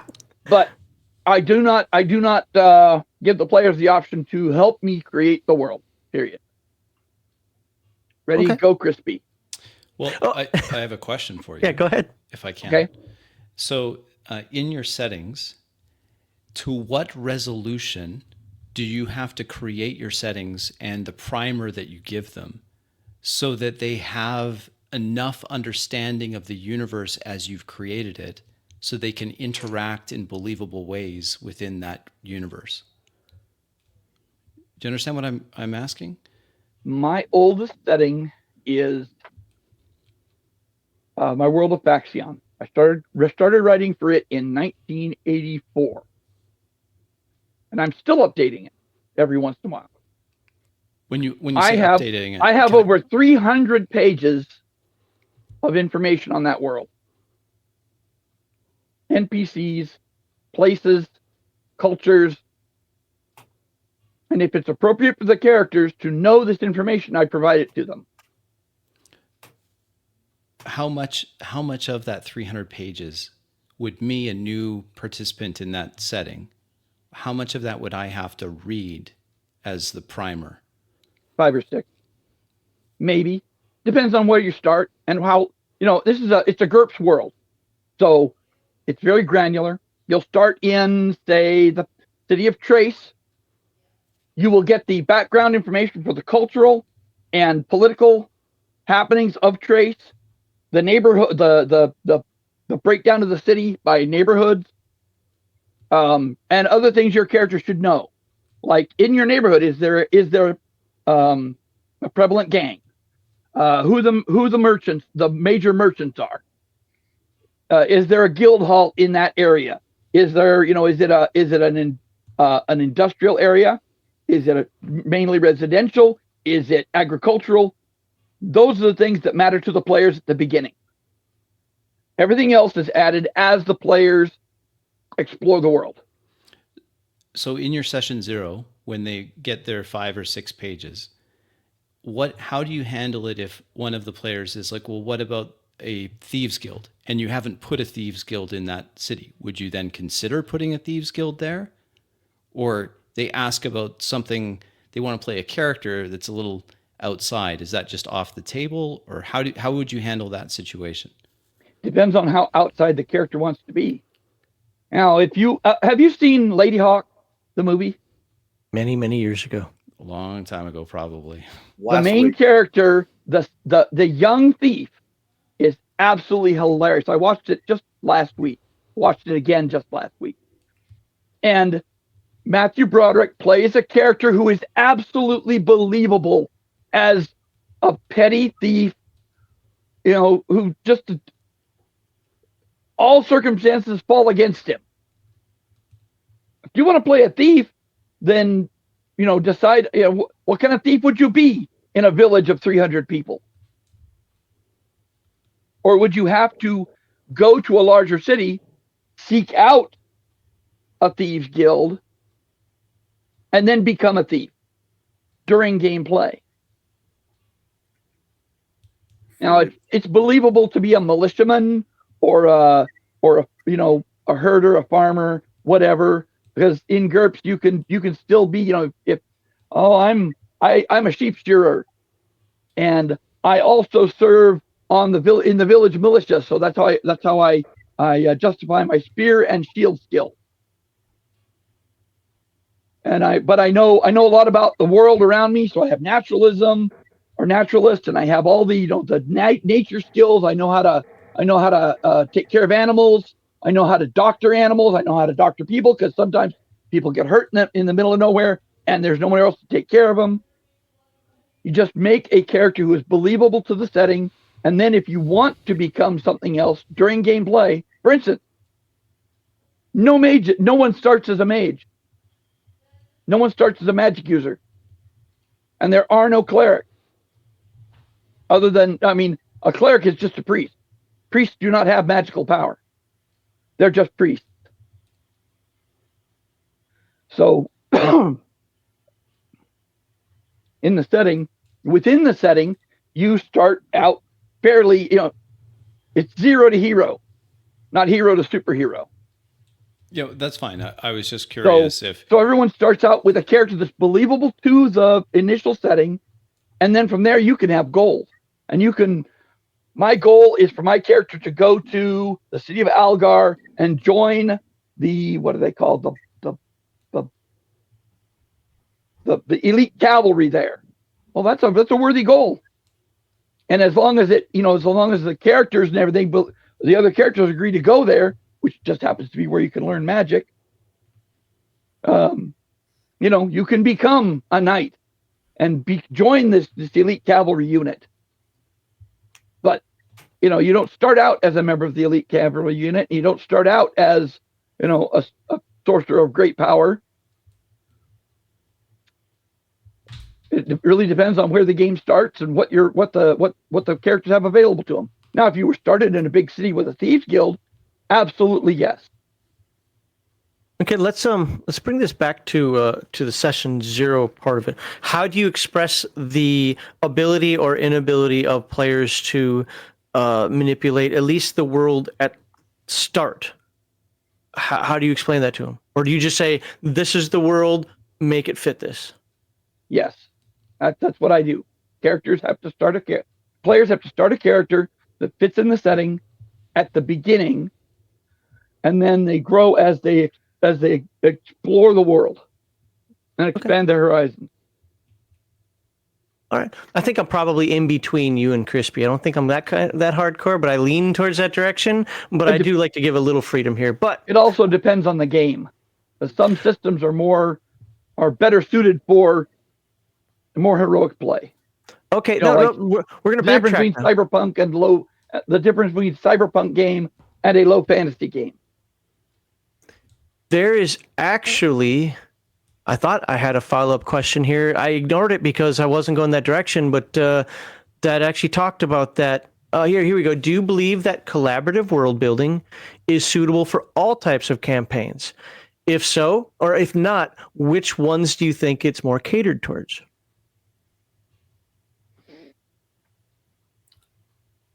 Superhero. I Can think you give an example? Superhero is much more. if I'm doing, 1970s Earth, superheroes are just coming out. You can come from any country you want, but it's up to you to know the customs and culture of the world, of the country you come from, your character comes from. But you have a much greater latitude in the skills you take, the attributes you have in a superhero game than in other genres. Typical cyberpunk, there isn't a lot of travel between, countries or even between cities. I have rarely seen a cyberpunk game take place outside of Night City. Call of Cthulhu, everything's in the 1920s. Players have to understand what the world was like in the 1920s and need to create characters that fit within that, whatever country they come from, whatever part of the country whatever part of the United States they come from, and accept that, not everybody has a telephone in the 1920s. Not everybody has electricity in the 1920s. Okay. And your characters will act different. They will think different. All right. Anything else you guys want to ask him, or are we ready? We're ready for Crispy. Everybody in chat wants to hear Crispy's answer. Yeah. Yeah, I'm probably 180 degrees out of phase from that darn cat. Well, let me ask the question just for the folks who are watching the video later, just so they know exactly what the question is here again. But so what are your thoughts on using sessions? Oh, my God. I'm just going to give up. I'm not going to talk anymore. What are your thoughts on using Session Zero for collaborative world building, and how does it impact your gaming experience? If I could point, this is probably the second biggest impact for our games than just the impact of we're going to be in character the whole time, is the Session Zero. And the Session Zero, the real magic of the Session Zero is not the social contract. It's not what time we're starting. It's not where you park your car. The real magic is when you sit around the table and you play What If as a group, and we create, starting at a very, very high altitude view, what kind of game would you want to play in? What is the tone? What is the genre? And we'll brainstorm that together. Hey, we've never done a game like this. Hey, do you guys want to be pirates? Yeah, let's be pirates. Well, what kind of pirates? We'll go through that together, having nothing from me started. I used to write my own settings and spend hours and hours with world maps that I would draw by hand and all of the factions and all of that. But I've learned that if I want players to really buy into the world, I want to give some of that away. In fact, I want to give as much of that away as I can so that we can discuss together what does this world look like that we're going to simulate together? It's a world building exercise. And the advantage of this world building exercise as a collaborative experience to start off this campaign is that it helps set this baseline understanding with everyone there at the table without having to go through my amateur attempts to write out an entire setting manual. Now, I'm not a professional author, and I don't want to fall into that, what I would call that, it's kind of that author storyline, storyboarding. I'm trying to get away from that. I want something where the setting can be something that we have created together. It's unique. It's never existed before. It has our own, everyone has a chance to put what they're excited about in this setting. Now, just because we talk about it and we come up with this baseline understanding doesn't mean that I've abdicated all of my responsibilities as a game master. Yes, I will mess around with things. Of course I will. But by having us all talk together about what the political landscape is, what's the economic power, what's the military power, what are the major conflicts, what are the factions in this world, what's the technology level, how about magic? What do you want this magic to be? Is magic exist? Does it not exist? Is it rare? Is it powerful? Is it scary? What is that? All of that creates, and then we can talk about, well, what's the tone? And we're going to create the tone together. Well, I kind of want it to be like Howard's Conan, but instead of having it be in Hyperborea, we're going to have it be in post-apocalyptic Earth. And so now what we're doing is we're trying to get this understanding together as we brainstorm and create the world that we're going to all try to turn into something alive and real in our heads, we're preempting a lot of those out of character questions that could arrive later in the game, such as, well, how does this work in the world? Or, we never actually talked about politics. Well, you never really actually talked about this. Or, well, what about the neighbor to the south? And we didn't really talk about that. So I'm going to have to interrupt an in-character session in order to ask out-character things. We're trying to avoid that. We'll actually do things in ours. We'll say, for example, we'll take a trope. Well, it's like Lost Boys, the movie, but instead of vampires, we're going to say it's dragons, or it's going to be like this, but we're changing it. And what it does is it doesn't take away the sense of unknown. We're just starting with what all of the characters who exist in that world would know. That's it. The scope isn't huge because it doesn't have to be. It just has to be enough so that the physics of the world are well understood. It's not a revealing all of the mysteries out there. There's still lots of blank spaces on the map. But it's a map that we've created together, starting with a small scope and expanding out, depending on what kind of setting it is. We do this, we record this, you can see this on our channels where we go, and it's a blast. Doing this is not work. Whereas if I sit down, even if I like it, it still feels like homework for me to write out everything, all of the power plays, everything else, all of the individuals, all of the key NPCs. I don't want to be an aspiring novelist. I think that's a trap. I want to leverage the imagination of the entire group. Someone's going to say something in that world building session that is going to be like, oh, that's awesome. I never even thought of that. Yeah, well, what would this work? And then we'll play what if. What if this and what if that? And how does this work? And it opens up the possibility that then we can have a rotating game master. Because it's not... Hell no. It opens that up because we all understand the baseline of the universe. Now that game master might introduce a completely different part of the world. That's fine. But the physics of the world have been decided. The major components are there.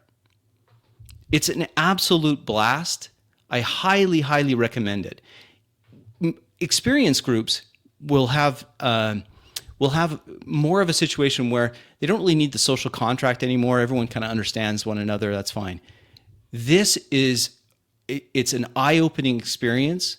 I did this with my in-person group. Everyone came back from that saying, that was awesome. I'm so excited to play in this world. I'm so excited for my character. I'm so excited because we've made all the characters together. We've got this. We've got our links. And everyone is really invested because they had a hand in it. It's not just me, okay, I've written this great book and the game is you just discovering what I've written down already. The problem I have with that is that where's the discovery for me? I want the discovery too. I want to be surprised as the person running the game. So I don't keep a death grip on the setting anymore. I let that be a collaborative creation. What challenges have you faced when involving players in world building, and how did you overcome them? So the common challenge that comes up is that you'll have people that want something different. And so there's a negotiation that we have to talk through. And we'll talk through those until we arrive at something that we can all live with. So for example, in our Horizon game, which is an easy D6 game, but set in a space opera, some of the players really, really wanted to have a fuel mechanic. And the fuel mechanic was there because they thought it would be an interesting thing to have a resource that is somewhat scarce. You need it. It could run out at a very inopportune time. Maybe this is just me being burned as a former Star Wars fan, and now all the new movies are just about running out of fuel. I could care less about the fuel. It wasn't important to me. So I compromised. If I had just built the setting the fuel would have been hand waved away. But I listened to the players. The players say, yeah, you know what? We do want that. And we want the jump mechanism. We want some space jumps. Like, how is that going to work? Well, we talked this out. So this is a compromise. And the players have to compromise with me too. I don't want a space opera game to feel like it's just on the same 4 planets. I want it to be a big universe. So they have to compromise with me as well. So, the end goal is to emulate a world, to simulate this world, and having them a part of that creation just puts so much more investment from the players into that world. They care about it more. I personally think that could only work by vetting your players, because as the term, I'm going to make a t-shirt with this term on there. I believe that most people come up with clown shoes nonsense. Yeah, and I don't allow that right off the top. Like, I don't do goofball games. So goofball games are not allowed. If you want goofball games, there's great YouTube channels you can watch. They're very popular. I've watched several of them recently. I'm going to give my thoughts on them. It's just not the kind of experience that I'm looking for. $20 super chat with a question for you. Yes, please. Table Run Crispy. By the way, thank you again, Lawdog, for $20. It seems like this style would work best if all of the players are experienced game masters in their own right. Do you find this to be the case? I do think that does help facilitate. First of all, just to back up, it's a great question. I think all players are benefited by running a game. Even if it's painful, just run a game once. So I like everyone to sit on both sides of that table. I do think it helps. In our online game sessions, it goes very smooth because we've all run games and we take turns running games. In my in-person group, I have a few players that have never run a game, yet they were excited with the prospect of having a say in the setting itself. They were stoked. They were absolutely excited. And it showed with their creativity, with how much they were excited to share their thoughts. It gave them that world creation opportunity that because they're not comfortable running the game, they've never experienced. Okay. I was writing down a note. Sorry, I thought you were going to say more. So, no, I'm trying to. I talk a lot. I'm sorry. I'm trying. It's all good. Well, obviously, chat likes what you're saying, so that's a good thing. Look, one of the things I'll just be upfront that I'm going to say at the end of the show. I don't agree with them. Okay, no, that's fine. But that's the point of this. I'm glad he's on here, because if he's sitting here saying these things, you're like, holy crap, I never thought of that before. I want to try that. I want to do that. Then we've succeeded as a show. If you're like, nope, I'm over here with that darn cat, and that's just not going to fly at my table. I've been doing this for too long, or I know what I'm doing here, or my group likes what I'm doing. Whatever it happens to be, or you're like Connell, where it's like, I've got to bring this to other people, and they're weirdos that I don't know. This isn't going to work. That's totally fine. The whole point of this is to actually give different perspectives, and for you to say, I like a little of this, I like a little of that, a lot of that over there. So I'm happy that Crispy is pointing that out. I'll probably say that again towards the end of the show, because I started writing that as a note. So I'm gonna go one more on this, because I want to hear you talk about what players have contributed. Can you share a specific example of a player contribution that just fundamentally changed your campaign world? Or the campaign world, what you expected it to be? Sure. So my in-person game, one of the players, they're like, we want to be colonists on an interstellar spaceship.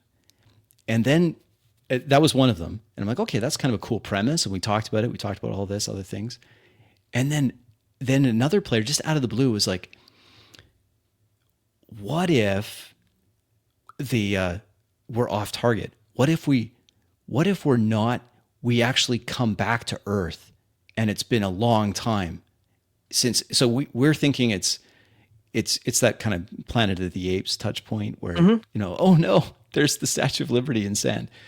I thought that was interesting. It totally changed where we were going. At first, it was going to be an alien planet, and you're going to be exploring that. But now it's not. Now it's you're back home, and what's happened, and it just completely shifted, and to the benefit of everyone. Everyone's like, oh, that's a cool idea. Yeah, let's say that. And then part of the game is us discovering where we are, and what does this mean, and then it shifted from there again to, what is our mission then? How are we supposed to colonize again, or what are we supposed to do? So we had all kind of decided, yeah, we're going to do this. It's going to be a setting type thing. But then that one contribution totally changed it all. It was great. It was good. Unexpected. Okay, let's hit the super chat here because it's also directed at you. And there's a second part to this, so bear with me just a moment. Yeah. For $19.99, thanks again, Law Dog. We only have one generous. person super chatting tonight. Come on, guys. You got generous. questions out there, but appreciate it. Thank you very much. He's like, follow up for Crispy. How much does system mastery factor into the style of play? Stand by. And does that system mastery issue come up during session 0? Does it have to be mentioned that if you're going to be co-creating, you'd better know the system and what you're doing? Absolutely. An excellent question. I appreciate you asking that. It comes up a lot. When we talk about the session 0, one of the things we will talk about is how much co-creation are we comfortable with? What can you create? And what's a bridge too far? The other thing we'll do, because I'm excited about being in character the whole time, we'll practice mechanics. So this is the game we're playing. We're playing EZD6. How are we going to do this? And we'll practice it together, whether that's a combat mechanic or a social mechanic or some kind of resolution, a skill check. How are we going to handle piloting checks? There's not really a piloting skill in EZD6. Do we have to create one? We're going to reskin a skill that kind of fits, and we're going to practice how that works so that everyone understands how the mechanic works. And we'll maybe make a few notes in session 0 so that when it does come up, we have it. We're there. We're ready. So yes, system mastery, exceptionally important. It is something to practice, and session 0 is a great time to take a look at those rough edges. How can we smooth those over a little bit? We'll run it over and see, does this work? We've had to come back to it too. So how is the fuel mechanic going to work? Well, we originally said this, but that doesn't really make sense. We're going to have to come back. The fact that we made some notes in that session 0 allows us to fine tune. So yes, system mastery, very important. Connell, that darn cat, do you have anything you want to ask or bring up with Crispy? You want to burn me in effigy? Burn him in effigy? I completely agree with you on the system mastery part.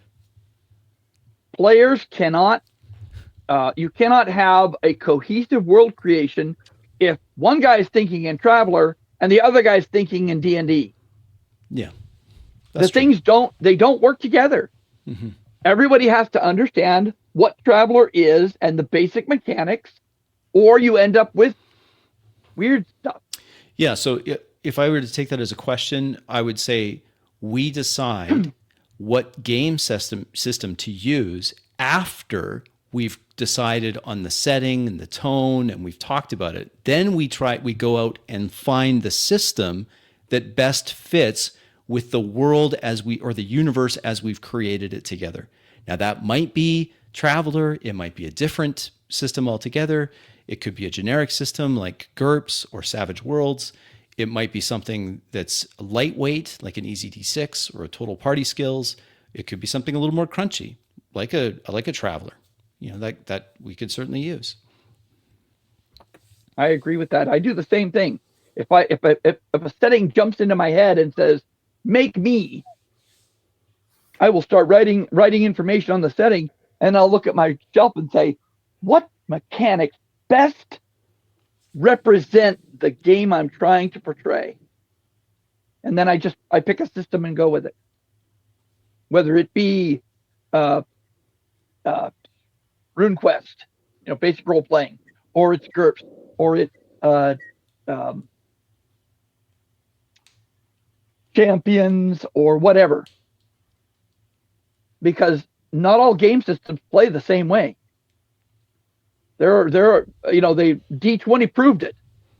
There are a lot of really terrible D20 games out there because D20 does not, 99% of them, because the mechanics do not suit the game they're trying to shoehorn it into, the setting, the style of play they're trying to shoehorn it into.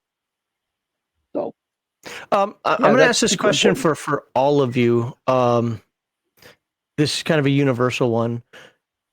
What is the most important aspect of the world that players should have input on, and why? Kind of keep it brief, but pick the one thing. And if you got three that you think are too bad, pick the one thing that you think the most important aspect of the world that the players should have input on, and why.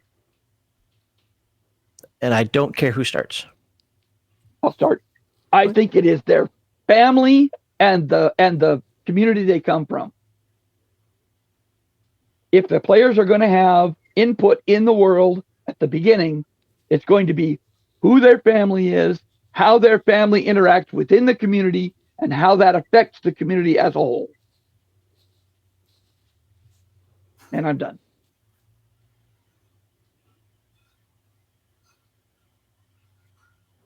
You okay, Connell?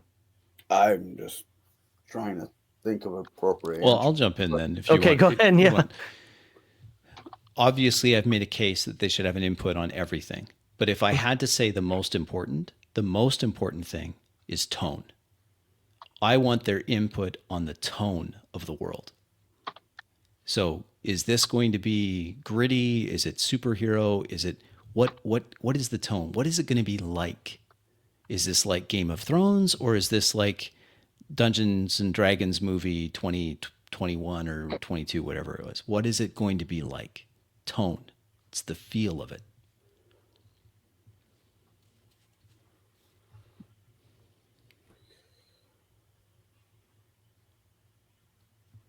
Okay, Connell is speechless, so we'll just. No, I got it. I know this is not so much a lame answer, but the lame answer. With this, like I said, run modules. So world building is not exactly, an option. Yeah, I could probably take a module and turn it into something that's not, but for a 4-hour game, I tend not to. But I want the party to be able to play what they want to play. Not be shoehorned. Well, we don't have a wizard, so you have to play wizard, or we need a rogue, so you have to play rogue. If I end up with a party full of fighters, I want the players to be comfortable with what they're playing. What's the point of sitting down and playing any of these systems if you're not playing the type of character you want to play? And when you get shoehorned into, well, we need a captain, we need whatever, then you're shoehorning some poor such and such into something he doesn't want to play. So making sure the players have a choice of what race, class that they want to play is very important. Okay. Anything else you guys want to follow up on? Otherwise, I'm going to start getting ready to move it on to the next segment. Okay. So next segment is going to be Session 0 and player engagement. We've already got a bunch of it, especially from Crispy in terms of world building, but now we're going to talk specifically about the players when we get there. I think I've read this because we've only had high super chats today, so I don't have any to read there, but I did still star a couple others. Again, thank you very much for the super chats. Peter says, create a setting, then players burn setting down. Simple. I don't even remember what that was to anymore. I just like that comment. I thought that was funny. Heathen Dog says it all the time. The players are the worst. Was the worst enemy. I forget how was it. Biggest enemy to a story. Whatever. I'm not on his side of the fence necessarily on this either. But the thing is we've been around, especially over the shoulder looking, so to speak. We've seen a lot of bad players burn tables down, metaphorically speaking. From nonsense, which is why I'm not as puritanical about it. And this is, by the way, the same word I used with Shauner as well. I'm not as puritanical about it as Mr. Max or Crispy, Big Bad, and those out there when it comes. But I understand what they're trying to get at, and I think it's a place to aspire to for some people.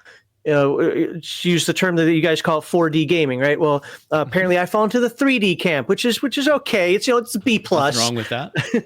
But but the point with all that is, when it comes to session 0, if you don't set some guidelines for the players, and this is where Crispy and I disagree, just my experience says the players will burn it down. But I also don't vet to his level because I've traveled all over the world. I vet. Don't get me wrong, I vet, but I haven't always had the opportunity to vet to the level that that he's able to do. And I won't run games online. Let me just put it that way. So, you guys have players that burn down your games? Not when they have a hand in creating it. No. Okay, fair enough. Yeah, I've had players just wreck the night, but just disagreements over. I think we should go left, right, and down the center. Well, I'm a dwarf, therefore we're in the mountains. I know what I'm doing. Well, I am a human. Stupid shit. But yeah, I've definitely had players burn down at nights for me. So one of the reasons Heathen Dogs and I say, and this is a kind of a session 0, maybe this is something I should directly put into session 0, is we believe that game masters have a responsibility and players have a responsibility. Sure. Like Crispy's talking about tone. I'm not going to change the tone of my game for the players. There are other aspects that I will change. But for example, we believe that that players, if you're in this type of game, if you're in say a more railroady type game, some people love railroad games, theme park games, some people hate them, you have a responsibility as a player to bite the hook. If you're in a more sandboxy game, you as a player have a responsibility to move to the next thing, whether that's talking to the next person, whether that's going to the next location. You have the responsibility to move the game forward, so to speak. So players have a responsibility. So do game masters, don't get me wrong, but in the session 0, it's one of the things that maybe needs to be mentioned a little bit more. You as the player at this table have a responsibility to Now, if you're in just a pure railroad, that can become, you have to follow my script. I'm out, but I think that there is a responsibility from both players and game masters in there. I know we're going to differ on what that is, but just between you guys, what are your thoughts on the fact that players have a responsibility, game masters have a responsibility? Of course. I agree. Of course they do. As the game master, one of my responsibilities is I am responsible for creating all of the difficulty classes for any attempt in the world. That's a key responsibility. I have to set how hard that is. Is it impossible, very hard, easy, trivial? That's me. I have to do that. That's not a player thing. That's a me thing. But in terms of what you're talking about, creating the hook and then the player has to bite on the hook, I would say what we do in session 0 is and this is maybe straying a little too much into player engagement, but we will together, especially the players, decide what the starting conflict is. What is the initial hook? Just the initial. They don't have the whole line. They don't get a storyline. They don't decide a plot. Not that. Just what is the initial conflict? That is something that if the players have a hand in creating that, they've already bitten the hook. They're already invested in that conflict. We've all decided that in session 0. It's funny you say that because I start my session, especially when I do fantasy games like D&D or whatever, with something like that, like something that's happening. I use the you're the prisoner, the orc's taken over, you're in some sort of other conflict. I've used other things. I actually do let the players decide that. Good.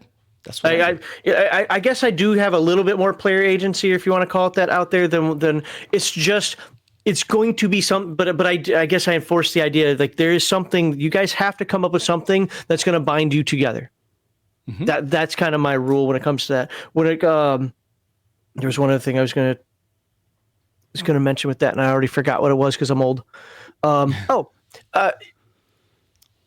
In terms of biting the hook for my games, because I'm not railroad, but I'm also not pure sandbox. The world is going on. I do what's called timelines. Apparently, it's called like web. I don't know what it's called, but the term I've always used is timelines. The world is moving on, and you cannot stop every timeline out there. There could be 100 different things going on. You can do a short one that's easy. You could do a long one that's epic. You could do anything in between, and you can bounce between them if you want. But the world is going to move on. When this timeline goes to 0, you've lost. When it goes to infinite, you've won, so to speak. Again, it's a role-playing game. You don't win or lose. But, but just because that one timeline either was finished or sorry, but, you lost that kingdom over there, doesn't mean that there aren't other things that they can go bite on. So there are always multiple things for them to chew on. Where I draw the line, though, is when they're sitting around like, I don't want to do this. I don't want to stop the orc invasion. I don't want to go get the Sword of Doom. I don't want to go explore the caves of Doom. Whatever. I can't think of names right now. I don't want to go help the wizard go get something that could be an artifact. I don't want to do all this stuff. What does he want to do? You want to drink and party. I want to be the king. Well, you have to build yourself to be the king. How do you plan on doing it? Whatever. I'm just making up crap out of my head right now. But you get the idea. Like, you have a responsibility. Like, I laid all these things out for you. I'm ready for every one of them. WTF, guys. Yeah. Do you want responses to that, Max? Yeah, you can. You can. I would just say that I want a player who's proactive. And what I mean by proactive is I want a player that is playing that character, and they're role playing that character as if that character has motivations and goals. That's something that we can discuss in session 0. What drives me? But there should be, these are heroes. These are people of note in the world in some way. Now, maybe not now, maybe they're not heroes yet, but they have drive. They have ambition. Mm-hmm. They may have a vice, and they're prisoner to that vice, which means they have to go out. They have to adventure because they can't stop drinking, or they can't stop whatever it is, or they have responsibilities, or whatever it is. There's no point in the game where I want to see a player sitting back and just saying, well, whatever. I mean, I'm just going to sit back here and wait for someone to deliver a quest to me. That's boring. I want players moving their characters always. The game is about motion always. If I introduce a quest to you, so to speak, I'm trying to draw you off the beaten path to some. Basically, it's not necessarily a red herring. It could be it could be real, but I'm throwing a conundrum in front of you. Like, oh crap, do we go follow? Let's use my Forbidden Lands adventure that I wrote. Like, do we help this lady find his brother or her brother and see if maybe there's a good reward at the end of it, or do we continue on to where we're supposed to be going? And I let them make that decision. That timeline determines. I always build in a fudge factor into those things, and I'm not going to get in all game design, everything that I do here, but that may or may not, depending on where they are in the place of the world. They may have plenty of time to do this. Who cares? Or they may be like, dude, we got to go. Sorry for your loss. Sucks for you. You can come with us to the next village, but we got to go. It depends on what they've been doing, what they've won, what they've lost. And those are things that I actually do explain. Like, I guess I explained more than I thought I did during what I don't use the term session 0, but what is a session 0? Mm-hmm. You guys have anything you want to add to that, or can I finish the chat? Amen. Amen. Done. Okay. Good. Peter says, in my Beckme Mystara game, I gave one of the players her uncle's adventuring journal that was full of some exaggerated stories and a lot of BS stories. It was up to her to see if she decided to read the stories. That's an awesome prop. Some people hate props. That's a prop I respect.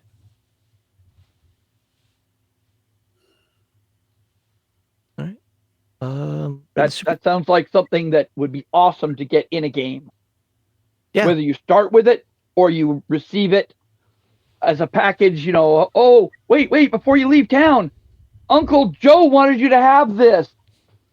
Or so you could start off with it as again, Forbidden Lands likes to, or not Forbidden, but a lot of Free League games likes to have you start off with like an iconic item, like Alien, for example.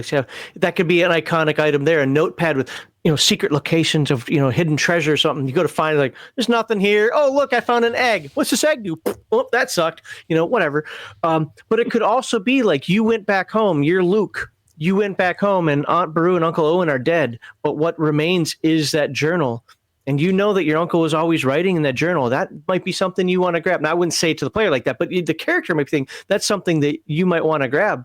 And sure enough, you go in there, holy crap, I didn't know that he adventured. I didn't know he did these things. It's mostly a diary, but let's go check some of this out. And what I love about that is as the game master, then I can choose how real or how fake it is. That goes into this, oh my God, the Wives' Tales thing. I get to choose at that time if I want it to be real or fake, or how long of an adventure / quest, whatever you want to call it, excursion that they go on to figure it out. I love, man. Yes, I like my world to progress, and I like them to follow something that's tangible in there. But I love it when side quests take them to places even I didn't expect. But I still have to have my world be my world. All right. And then, by the way, I give a little pause there just so you guys know, just in case there's something you guys want to say. You don't have to, but if there's some. And then Brian James says, "Great show tonight, Legion of Myth. Thank you. And do not like all of what has been said, probably all me, but it's giving a better look at the why it's gonna be me. For opposing perspectives." No, honestly, I think let's be fair about this. That darn cat has a very traditional view of how he does this. He's got almost like the cliche expected view, which is, it's been around forever. It's the way we're kind of almost, most of us are taught that it's supposed to be. And I think that's still a view that's in play. It's still relevant and people need to hear it. On the flip side of that, you got Chris. Everything's opposite on this damn camera. The crispy view over here, which is, it's that 4D style, which is much more narrative, much more improv style, much more story gaming style, so to speak, which some people have heartburn with. I think that, those extremes, and then Connell, he throws modules at people and says, "Go. What do you want?"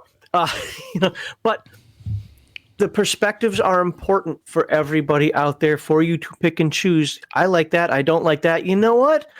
That old grognard on there, dude, he's just got to come into the 21st century. Does he though? He's still running successful games. Maybe you could pick something, try something that he's done. Maybe we could try something that Crispy's done. Try it. Won't hurt you. I don't know. I think I feel a little bit of my soul. All right. Thanks again for the super chats that we've received so far. I do have to put this up. We're going to go into the next segment here in just a second. Just want to remind folks that the charity we support is the Wounded Warrior Project. It is a national, non-partisan organization whose mission is to honor and empower wounded warriors. Please refer to the video's description for the link to where you can make your hopefully tax-deductible donation. Just go ahead and support the heroes who have supported us. And of course, if you enjoy this discussion, please like this video, subscribe to all the panelists' channels, all of the panelists' my lord. I get worse at reading every week, it seems, which you can find in the description. Me go grade school again, learn words. All right. What's that? You need a vacation. Oh, no, I just got off a vacation. Life is good, man. Life is good. I work for the federal government. I might be doged out. Who knows? So, this is going to be my full-time job coming here soon. All right. So now we're on segment 3, and we're going to start with that darn cat this time. And we're going to be talking about Session 0 and player engagement. So, that darn cat. Am I going to have to start calling you Haley Mills soon? I'm just curious. What techniques do you use in Session 0 to ensure players are fully engaged and invested in the campaign from the beginning? I want them to create characters that are interesting to them. That's the first part. They need to be interested in playing the character. And I know all about we really need a cleric. Why don't you come play a cleric in our game? Well, I don't like playing cleric. Well, I like playing clerics personally. Me too. I can play any class. Literally, if you need someone to be a cleric, I can be a cleric. I will proselyte in the game. But if the character doesn't like the class and doesn't like the character they've got and are only playing it to fill out the party, that's no fun for that player. I want the players to feel like they are part of the world. To do that, I provide NPC within the setting. Oh, well, you're the fighter. Well, we're part of the militia. Here's this old retired fighter. He's your guy. He's the guy that's taught you how to use sword and shield. He gives you adulting advice. Well, if the character started out at 17, 18 years old, you know, and I you've mean, I been in could the argue in militia. a fantasy setting that's long since past adult, but I get it. I get it. Right. Yeah. If you're playing in a game system where the players start out at 13, and there are systems that you to do that, you know, you'll want those mentor type figures, and it also helps them feel like part of the community, right? I want the players to feel like they are part of the community that they come from, and then there's supposed to be a reason that they leave, and I want that reason, the initial reason, to be based on the, you know, also based on the community. Someone was kidnapped, someone, you know, raiders came and stole the food, something, some initiating event that in accomplishing it, they aid the community. And then from there, they can go farther out. They can go farther afield. But initially, I want them to feel like they are part of the community. And that's where the campaign primer comes in, so that they understand that, you know, why they're important to their community, why their community is important to them. Okay. And, So- and the players themselves need to be players who will do that. If you get a player who just wants to goof around and be clown shoes, you know, that I'm making that shirt. and I absolutely hate the "we don't trust each other" trope, which I have seen so many times in games of players who all know each other. You know, we're all friends, but everybody starts the I don't trust you guys. I never met you. Come on. Get over that part. Oops. So, So my question for you then is, how do you tailor? So I just went through the list of follow-up questions that I had. You guys have actually answered damn near all of them already in the previous 2 segments, which is awesome. But I think this is a good one for you. How do you tailor your session 0 to cater to different levels of player enthusiasm? We're going a little more mechanical, I guess, in the terminology, because you guys have done a really great job of talking at your table about player engagement and world building and so forth. So now we're just talking about, hey, you got a player that's like, dude, I'm in. I can't wait to play. It's like, yeah, I guess I'll be there since that's what we're all doing. I think that's where character creation comes in. I mean, really good character creation. I use system. I don't use D&D. I haven't. Last time I ran D&D was 1990. No, 93. 93 was the last time I ran D&D. And It's about the last time I did too. I want the play. You know, I will I will suggest things to the player. You know, I will create a group of a slate of templates. Right. So do you want to be, you know, if you I want to play, I kind of want to play a ranger type. Well, do you want to be the game warden type, or do you want to be the explorer type, or do you want to be? Let's use this in D&D context. We could actually do this in GURPS context as well, although I'm not as versed with that. In D&D, at least in 2nd edition, you have the kits. Would you utilize the kits for that, and would you bring that up during session 0? Like, here are the kits I allow, here are the kits I don't? Absolutely. Okay. If I were running 2nd edition, I would allow the players to pick a kit. Okay. And I would say, so, you know, and I talk to the player about their character. I actually have a character background worksheet that has things like who are the character's parents, do they have any siblings, what's their favorite color, what's their favorite food, you know, what kind of music do they enjoy? All this stuff the player can go through and find information, look at the questions, and find a hook for themselves. And I can suggest things, are you a member of the militia? Are you the, do you tend to be more religious? Do you like magic? Do you, whatever it is, and then talk them through it to encourage them in making choices for the character, this or maybe this. Okay.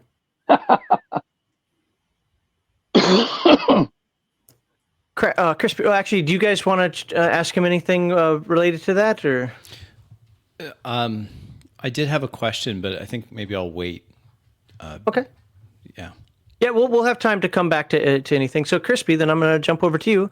What techniques do you use in Session 0 to ensure players are fully engaged and invested in the campaign from the beginning? And let's be honest, you've already explained a bunch of them, so come up with something you haven't said already. I'll limit my comments to new things. In Session 0, I guess I have a bit of an aversion, Max, to the trope of everyone starts in the tavern. Like I'm kind of done with that. I've been done with that for, I'll say 30 years. So what we do in Session 0 is we'll together brainstorm what the life path is, or the relationships of the characters. That's where the backstory is. Like if there's going to be a backstory at all, it's going to be there. It's only going to be a couple sentences. That's where we're going to start in Session 0 together. So we'll be talking about that. We're going to talk about the abilities of the characters. We're going to highlight the characters' strengths and their weaknesses together as a group in Session 0. Before we start the game, we're going to come up with reasons for the characters to be connected. I already mentioned all of us together, we come up collectively with that initial conflict, that initial hook. What is the main conflict that's going to kick things off? The players then can hit the ground running, so to speak. They're already there. They're ready to go. It's not, okay, now we have to come up with some contrivance of why it is that we're going to work together. We iron that out in Session 0. That's where we take care of that. So that helps with player engagement because they're already thinking to this. All right, here's what we are. We're a military unit, or we're cops. We're New York City beat cops on the organized crime squad, and that's what we're doing. And what are you? Well, I'm the veteran. I've been divorced 3 times. I'm kind of salty. Well, I want to be the rookie, and I'm just out of the academy, and I come from a police background. My family. Okay, that's enough. That's enough of the backstory. That's enough to get working. Where are we going to start? We're going to start where we're on a call, and let's say it's a call that we're suspected gang violence or something like that. And so we'll do all that in Session 0, so that we don't have to build up steam slowly. Like, okay, so we're in the tavern, and then some guy comes in, and he's wearing a cloak, and he comes up to you and does this. Boring. Okay, we want to take all of that off camera. We're going to take that and do that together collaboratively as a Session 0. Create those characters together. It also helps because then, certainly and we do this differently sometimes, Max, where we won't start together, and the game is whether or not our characters ever meet. And that's okay. The way we're playing that works for us. It's not a big deal. And that would drive me crazy personally. Yeah, it's a different experience. Let me tell you, we did it with. Let me be clear though. I've actually played in a bunch of games where we didn't start together, but the intent, but we were going to get together. So I don't mind if you look at the first session of Bears Codex Albana. I don't think I role played my character, and I wasn't even the last one to jump in until like an hour into the session. Zero issues with that, zero whatsoever. But what the part that you got me on was like, and sometimes we might never meet. Be like, yeah, no. We've had games like that. Now we don't spend an hour between turns. We'll still stay in a turn order. So it's harder on the game master because he has to be able to switch quickly between this person's here, and then keep them distinct and separate, and then not have bleed over from one. It's a harder thing to do.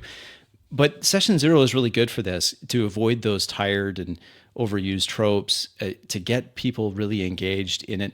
And also, what I was going to say before I got on a sidetrack over if we're starting together or not, it allows each player to know a little bit about the other characters if they're going to decide that they start connected. So you already know, okay, here's you know a little bit about the strengths, you know about some of the weaknesses. You don't have to know all of the secrets of one another. That's not what I'm saying.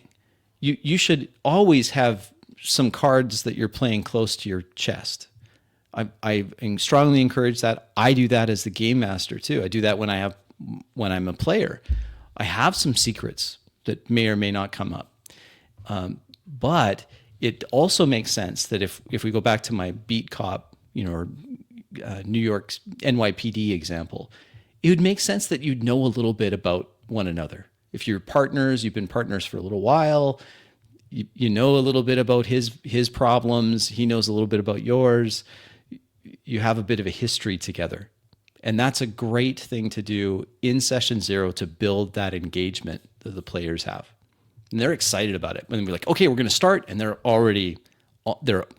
on the ground running. Like they're already ready to go. Okay. Yeah, because I actually wrote this one down. Where's the one I wrote down? Say, ask Chris. But there we go. How do you encourage less active or shyer players to participate more during session 0? I don't typically have the problem, because what we start off where the expectation in session 0 is we're not in character. This is the time to ask all the questions. This is the time to speak up. And the other thing that I do to try to help people, I in session 0, I act more as a facilitator. So I'll just ask. I will go around the table as if we're in initiative almost. Well, what do you think? What do you want? Well, and they might take a little bit of prodding from me, but usually not very much. If everyone understands that while we're doing this together and we're creating these characters, there's not wrong answers here, in the sense that nothing has been set in stone. Everything is up for negotiation. And that helps those shyer players, the ones that struggle a little bit more with the creative aspect of it. They can bounce ideas off one another. Well, what about this? Well, I kind of like that. Or no, I'm not really thinking that. I'm going a different direction. And we can help one another flesh that out. Not to the point of we're going back 5 generations and putting a dot on every I and a cross on every T. No. Just to help people, like, oh yeah, that's kind of cool. Or, I can see that maybe we would have a connection. What do you think about that? What do you think the connection might be? My third cousin twice removed was... Right. Or, maybe we had one where we were playing a superhero game, just as an example. If I'm going too long, Max, please let me know. We had an example where we had one person that wanted to play the teenage superhero. Like he just came into his powers. He wasn't sure how. It's coming at an awkward time for him. And then we had another guy that wanted to play a character that was much more seasoned. And so they together decided, maybe when you were picked up and found in that warehouse, maybe I was the responding officer. I was the one who found you. And so we have this connection, and I'm a little bit of a mentor to you. And the other player's like, yeah, that's awesome. I love that, because then it's someone out. Maybe I'm estranged from my family. They're not really accepting of these things that have happened, and I'm having a hard time in school. And then this is this quasi father figure or whatever that's come in. They all decided that happened in a session 0. They got together and helped one another out, and used their imagination. It was really good. All right. Do you guys have anything you want to ask him about any of this? This is supposed to be a panel discussion. Rake me over the coals. I know you want to. But clarification, but even just to get clarification, or how do you handle this? Something that you might think can work in your game? Okay. I mean, I'm not going to make you. I can't. So we'll move on to Connell. Got something in my throat or something. I got to drink. Not booze, guys. Not yet, anyway. What techniques do you use in session 0, Connell, for you, to ensure players are fully engaged and invested in the campaign from the beginning? I start with character building, especially with the kids. I'll ask the kids what kind of race, I ask them what kind of race they want to play, human, dwarf, elf, whatever of that nature. Then I will sit down and say, well, if you play a dwarf, this is what dwarfs I think of. as I said early, Gimli from Lord of the Rings, or if they say elf, I think I'll use different aspects, or the humans, and just make sure that they honestly know what they're playing and actually care about what they're playing. Then once I do that, I will say, well, this is a venture game, and I want to make sure everybody has fun. Uh, look out for dragons. Just be real, not game show host with kids, but step down to their level of thought processing. Which hanging out with Bruce, it's easier to do than most things would think. Um, Sorry, Bruce. So I make sure they're fully invested in the characters that they want to play. Because if they don't like their character, then the rest of it's just shot. I don't care. You can have the best concept of sitting around a table building the world as that guy does, and my hats off to you. I really do. I think that's awesome. Or this guy who has decades in the hobby of making it mechanic it down to what actually works for what he runs. To me, what's most important game zero is to make sure that the kid is playing what it wants to play. With the adults, kind of the same thing, but make sure that they are understanding that if you play this character, if you pick this character, I don't want to hear you come back next week. I want to play something else. You made it. You need to stick with it. And so to get a successful game from the get-go, to make sure they're into the campaign or module, I make sure that they are playing what they want to play. And not just sliding a sheet across the table saying, well, Jim, you're playing a barbarian. Bob, you're playing a ranger. That concept might have worked in earlier editions, but it doesn't work with kids. No, I think for me, I would say that it doesn't matter the edition, it matters the experience. As a very experienced gamer, I don't care if you give me a character. I've played pretty much everything that I've wanted to play at some point or another. So you kind of surprising me with something. I mean, not my preference, but I'm not hurt by it. I think personally, I think that has more to do with it than the age of the player himself. It's experience, as you said, experience. With newer players, I will hold, kids' hands, not physically, because that's weird, but make sure that they get what they want to play. Because if they don't play what they have in their mind, they're not going to come back. You basically killed the game for them, whatever system you're running for them, until they're willing to give it a second shot. And some people or some kids, part of session zero, though, wouldn't part of session zero be explaining to them that this is a game? Sure, it's not chess, it's not Stratego, it's not shoots and ladders, but it's still or a Monopoly, but it's still a game with rules and boundaries and expectations. I still lay down like the laws of the land per se and the rules of the game. But as I said, if the kids are not playing what they want to play, then you have no game. You're just spinning your wheels for nothing. In a stroke of coincidence here, that was what my follow-up question to you is going to be. So I'm just going to ask it: how do you tailor session zero to accommodate different levels of experience among your players? Session zero, how I gear it up is once I realize who I have at my table. It's like, oh, I've seen this kid the last 2 years or whatever. This is an older set for special. Let's go with the adults. It's easier. I've already ran them through the goblins. I've already ran them through this monster or that monster. I find something different. I'll take the monster manual and figure out where the CR math lands, and I'll adjust it a little bit to make them a little bit more interesting. We've all seen multiple pick the movie you've seen 1,001 times.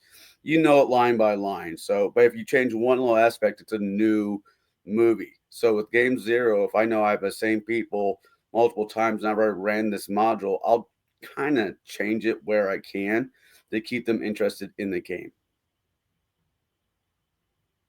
Okay. Anything you guys want to follow up with him on that?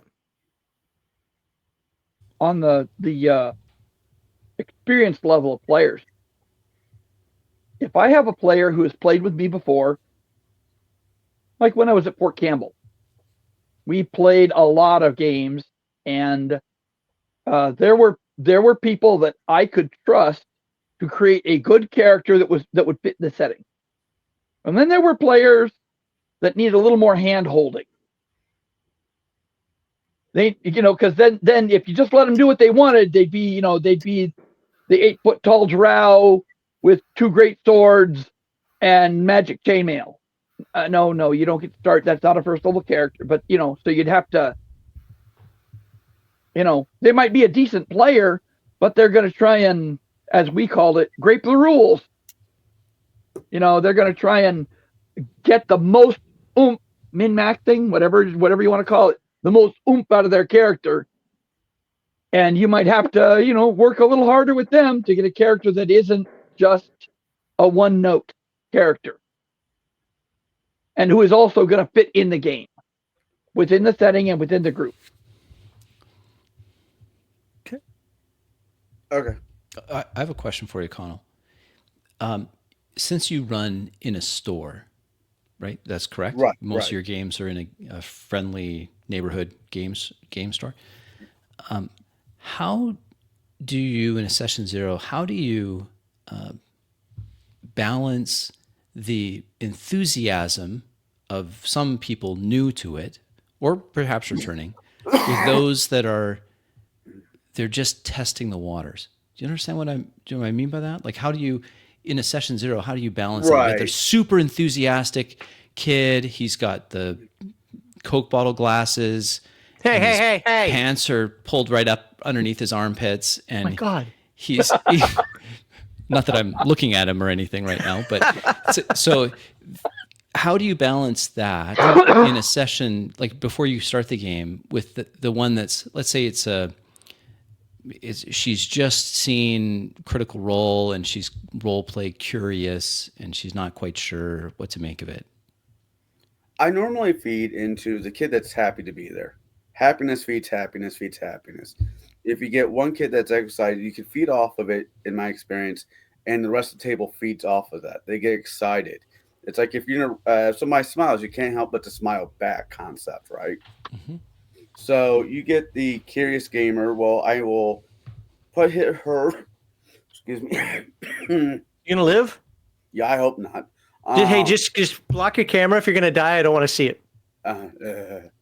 I'll set the table. I'll set the players. If I get a new player, I'll put them next to a player that I trust, and I'll have them work together. And as long as the person has a good a good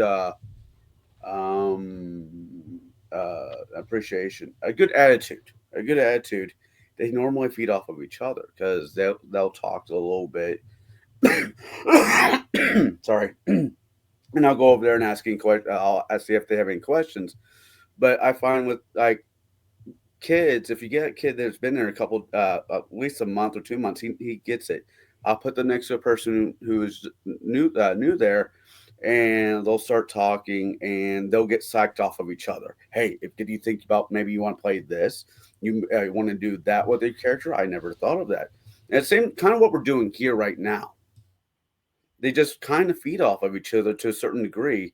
And as long as it's, healthy, it's positive, and it's going in the right direction for the game I'm running, I have no bones about it. Nothing will make kids happier than other freaking kids being happy about what they're about ready to do. So you actually then, seeing that, you'll have assigned seating in your game? Like, you'll say, no, I want you over here and I want you over there? If it's a new player, I tend to try to stick them with somebody that I know is going to be a positive influence. But for most parts, it's come sit wherever you want. But like I said, unless it's a new player, then I try to kind of set them next to somebody who's been playing for a while. Mm-hmm. So. Okay. All right. Sorry about that, Agile Monk. We might talk about that a little bit in segment 5 after the video portion of the live stream's over. If you bring that up again, there's some things that are going on. Hold on, I got to write this note down for me. Remind me. Okay, there we go. Hopefully I can read my writing at the end. All right, well, that's basically going to be it for the third segment. We'll go through the chat here in just a second. So the last segment of tonight is going to be Why am I doing this like I'm falling asleep? No, we got to have some energy here. The necessity of session 0 in different gaming groups. Some people, and like I said, when I started this live stream, some people are like, oh my God, session 0 is so stupid. Or you could have a grognard like me. I remember when we just called that, hey, Joe, you want to come over and make a character for my new D&D game? Well, I'm actually, as much as I'm a grognard and I tend to prefer a lot of the old stuff to a lot of the new stuff, I think session 0 is just such a simpler way of talking about it. It's something that we all know, even if you do it differently, we all know what's being said. So if you don't like the term, too bad.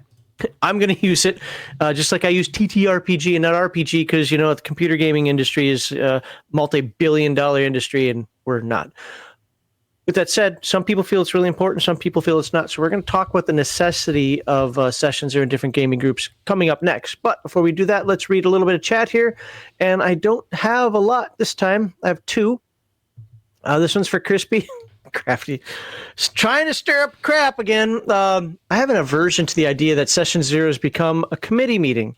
Session 0 makes gaming and hanging out a formal contract, which is stupid. Which part of session 0? I would say the formal contract aspect of it, like it's almost like you're filling out a job application. Yeah, and I've read all of Robert's rules of meetings. I've read that. I'll never get that time back, but it doesn't. I agree. I don't look forward to this formal committee meeting. I have to run enough of those outside of the game. I'm not interested in that.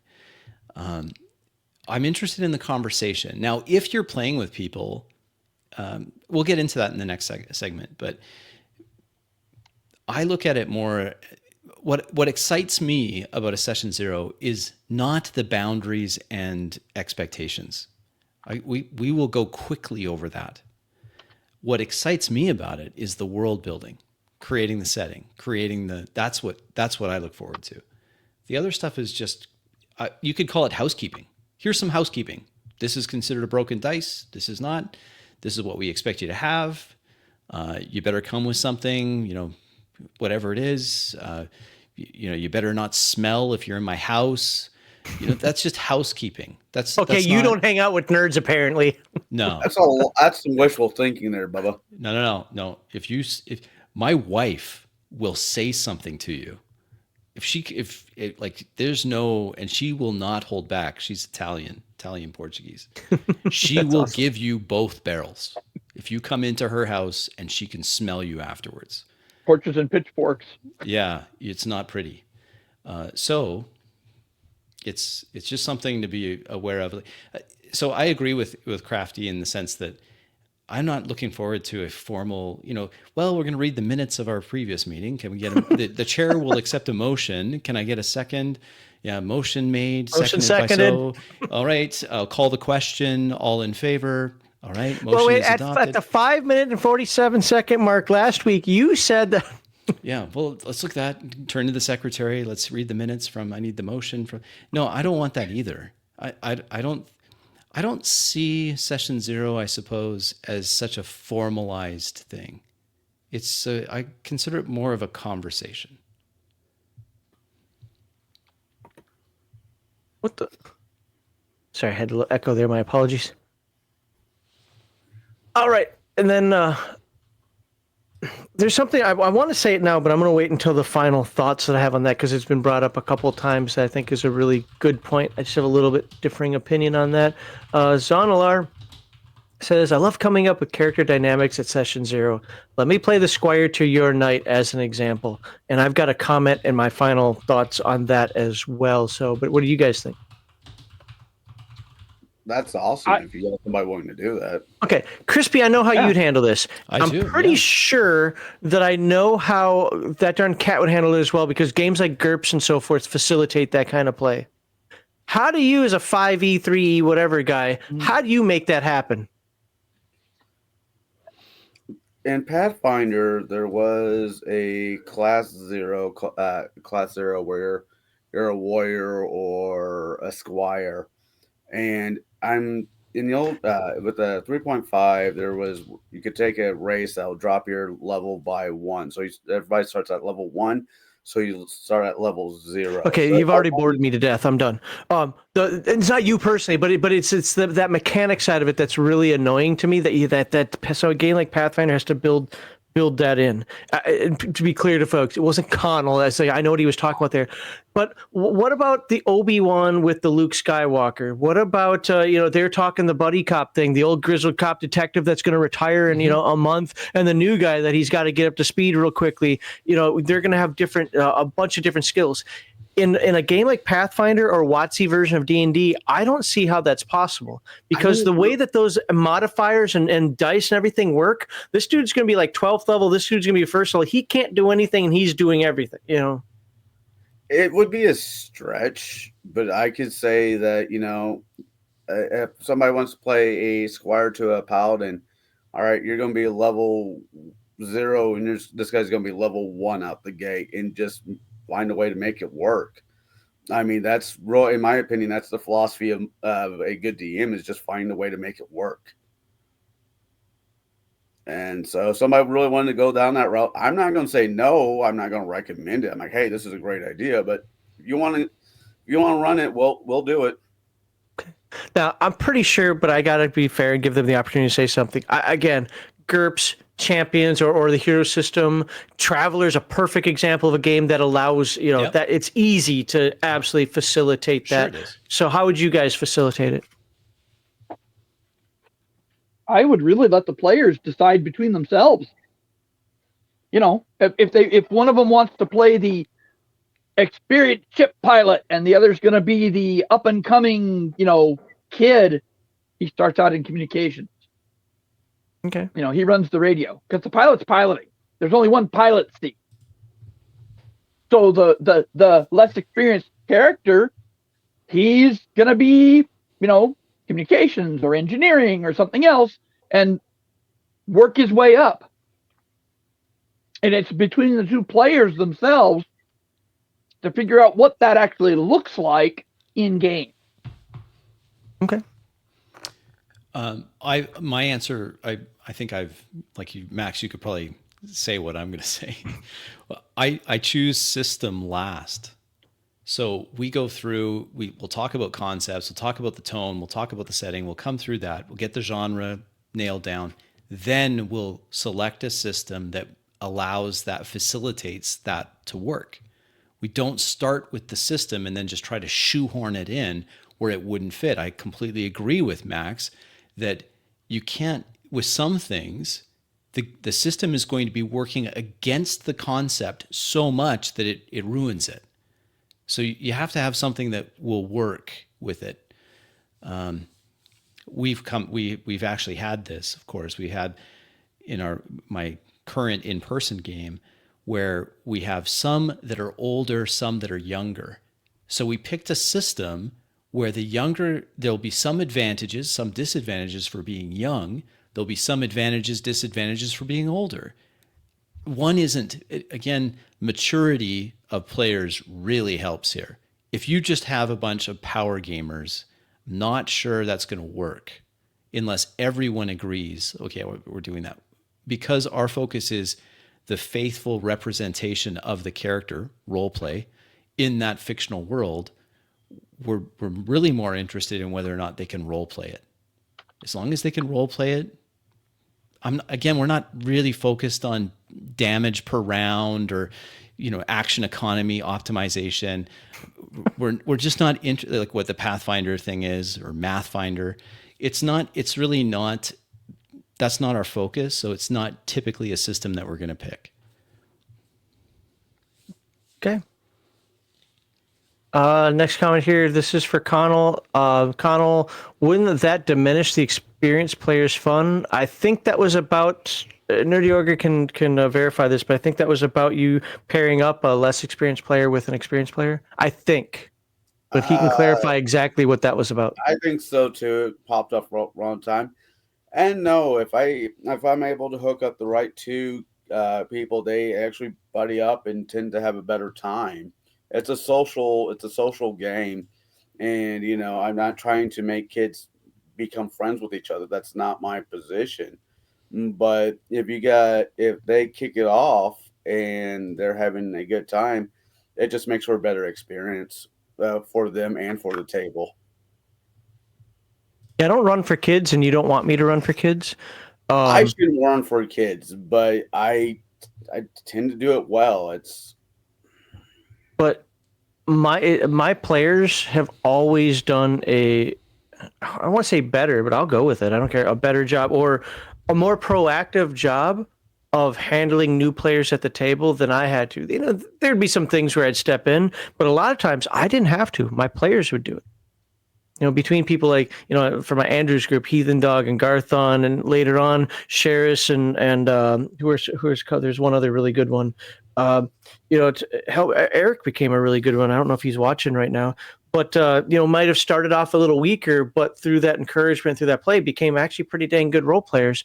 Maybe not 4D style, but still good, you know, compared to where they started specifically. And you know, when somebody new came in and didn't necessarily conform to the style, we didn't berate them, we didn't make them feel bad, but we did say that, hey, you know, we're already in the campaign, so I'm not going to do a session 0, so to speak, but here are the expectations, and the other players help get the player, you know, to do that. And usually you have to actually, I can't think of anybody that didn't off the top of my head, but within a few weeks that player was playing the way we played.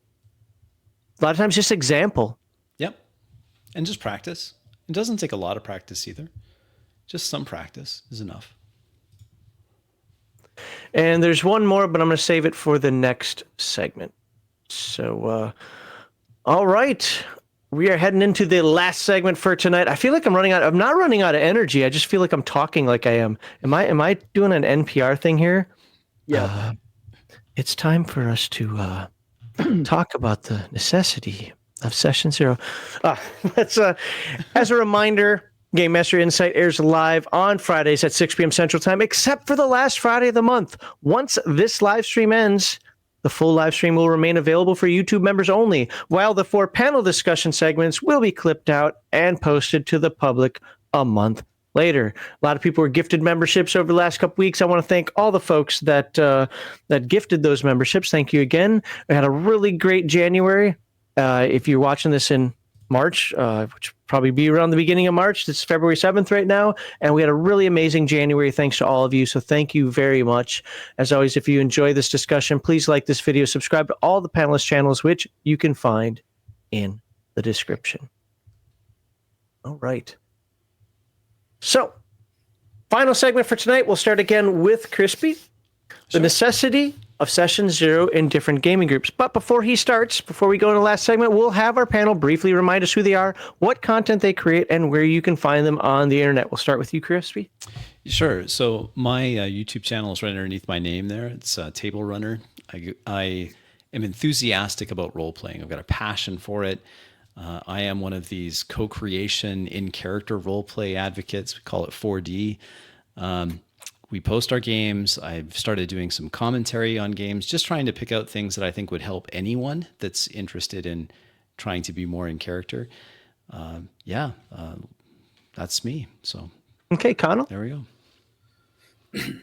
My name is Connell the Cigar DM. You can find me at this Connell Cigar DM on YouTube. I mainly review movies of late. I've been taking a little bit of a break, but I'm going to get back to it. And as I said earlier, here in a couple months, I will be doing a Monday show where I will have a group of people that I've known for a while running through Curse of Strahd. And because of my dear friend Max up here, I finally found a poor bastard willing to run the original Ravenloft for me. So nice. Now they're doubly fucked. With that being said, that Dark Cat, I think it's your turn. But by the way, before that Dark Cat goes, that original Ravenloft module is first edition, right? So that's before even the Ravenloft setting, so to speak. It's what sparked the Ravenloft setting. So I hope you enjoy it. It's not perfect, but it's really good, and I hope you enjoy it. All right, that Dark Cat. I did find something. I'm going to put it into stat. I have a website where it's a wiki that I posted. I put a whole bunch of stuff on ages ago. Most of it is like 5 and 6 years out of date. We have a private chat here. You can put it there, and I can post it. Oh, it's just a URL. Yeah, I'll put it in the description of the video. Okay, it includes a lot of stuff that I wrote Ages back. But I just like creating game settings, interesting to me at least. I mean, I would hope my players would be interesting. Otherwise, why are they in the game? All right, it is in the description now. Go Crispy. Cool. All right, well, let's backwards. we'll get to the question here. Stop making fun of me in chat. All right, Crispy, do you think Session Zero is necessary for all gaming groups, or are there just situations where it might not be needed? And please explain. Okay, so my initial response to this question was, yeah, I do think all groups can derive some benefit from components of Session Zero activities. So a group of players, for example, that have gamed together for decades, so they know each other very well, you probably don't need to spend any time at all talking about expectations and boundaries. You know each other well. That's fine. It's already been taken care of just from the experiences that you've had and shared together over many years. But I still would encourage such a group to explore this creative, collaborative world building aspect. Sit down, create the world together, see what that's like, experience it. You may be surprised at how much fun that is to create this new universe together and then play in it. It doesn't have to be an entire session. So I've heard some people criticize, well, why waste? Like, I don't have a lot of time to game. I'm busy. I've got a life beyond this hobby. I've got responsibilities. I can't just carve out 2 or 3 hours when we're not actually even playing the game. But I would suggest my counterpoint to that is maybe it's just an hour or half an hour or just a time to, like, we like to do this fun little challenge called the Ultimate No Prep Challenge, where, and I think Mr. Max has explained that when he's been on the channel. That has a Session Zero component to it. It's 20 minutes. It's maybe 30 minutes. And it still helps. It's still a good thing. So yes, I do think all groups can derive some benefit from it. The only scenario that I could think of where a Session Zero would just be wasted time, even then I'm not sure it's wasted time, is if you were to come back to a campaign that you had put on hiatus. So you've run this for a while and then you decided, hey, we're going to switch gears. We want to try something else for a bit. We may come back to it. Then everyone decides, yeah, let's go back to that. I kind of want to go back to those characters. I love that character. I want to go back into that setting. I want to play that setting again. But even then, I would suggest, though strictly speaking, a Session Zero doesn't make sense. These are established characters in an established world. It might be helpful to take a few minutes and say, well, what has happened in the world since we were here? Are we just assuming that time stopped and we're just picking up exactly where we left off? Or are we advancing the calendar a little bit and some things have happened? Can we talk about that, brainstorm that before we launch back in to an established setting that we've played in with established characters that we know well? So that seems to me to be a reasonable way to do that. So I would absolutely recommend some version of this conversation. So yeah, it's more of a, maybe it's not it's not really a Session Zero. It's just a conversation of whether or not the world has changed since we left it. Is it exactly the same? Okay, great. We just launch right into it. But having that conversation is still helpful. Before I ask Crispy his follow-up, for the record, I hate you, Crafty. I hate you. All right. Crispy, do you think online gaming affects the importance of holding a Session Zero? As opposed to being in person? Or yeah, but do you think that do you find that online games it's like even more important to have it? Like that's how I would see it as online games. That's even more important to have a Session Zero. I would say so, yes, because we may not have that same connection that we have with our in-person weekly game. So it's important to start making that connection with the players, with each other, having that time, especially because when we start a game, that's not the time when we're getting to know each other anymore. Like it's the time to be in character. It's the time to embody that character and not just play yourself. So it's important to give each other time to get to, to the normal stuff where what do you like? What do you don't like? What's your favorite book? Whatever. Just I break the ice to get into it a little bit, and then see whether or not this is going to be a good fit. Session 0 is important for that, especially online. You guys have anything for Crispy and his take on that? Come on. No, actually, I pretty much agree with the need for online for a session 0. It really depends on the group. If you don't know the players, if they haven't been vetted previously, you haven't seen them in a game, you haven't played with them in a game, a session 0 can go a long way to finding bad player behavior and taking care of it right then. You can see who's going to be the min-maxer, the guy who's going to try and backstab the party, the guy who's going to be the lone wolf, and you can, stop it. and if you have a group that you play with regularly, other than in Crispy's case, creating your setting, what do you need to do? I mean, realistically, the players can work it out amongst themselves if they want to be friends or enemies, or who their mentor was, or whatever, from the information you provided. Okay. Were you following up with him there, or did you answer the question? Because it sounded like you answered the question. Oh, both. I don't know. I guess it's both. I mean, that's fair. If you have, so we'll skip Connell for a second. I'll just ask you the follow-up then. Okay. Which is, what elements of a session 0 do you feel are essential, regardless of the group's preferences? Is this for me, Max? Or for... No. This is for that darn cat. I got you. Your follow-up already. You're Excuse good. me. For me, it's that the characters understand the setting based on the primer, and how, because if you just let the characters create if you just let the players create characters, and you're not directly involved in what you're going to get, you deserve what you get. And you might as well have not had a session 0. You might as well have said, hey, just create whatever you want, and we'll see you next week. Okay. So a session 0 can be as complex or as simple as you want, depending on how experienced you are with the players and how experienced the players are with the game system. So ultimately, just to make sure we answered the primary question successfully here. So I think you kind of did, but just to verify here, do you think, and I'm going to ask it to you in its full context, but just answer the parts that you think weren't touched on. Do you think that session 0 is necessary for all gaming groups, or are there situations where it just might not be needed? I think there are situations where it may not be needed. Such as? You are playing with a regular group. You all know each other. You're all actually friends, especially in a live situation. You know that Bob might try and sneak something past you, but everybody knows Bob's going to try and do something.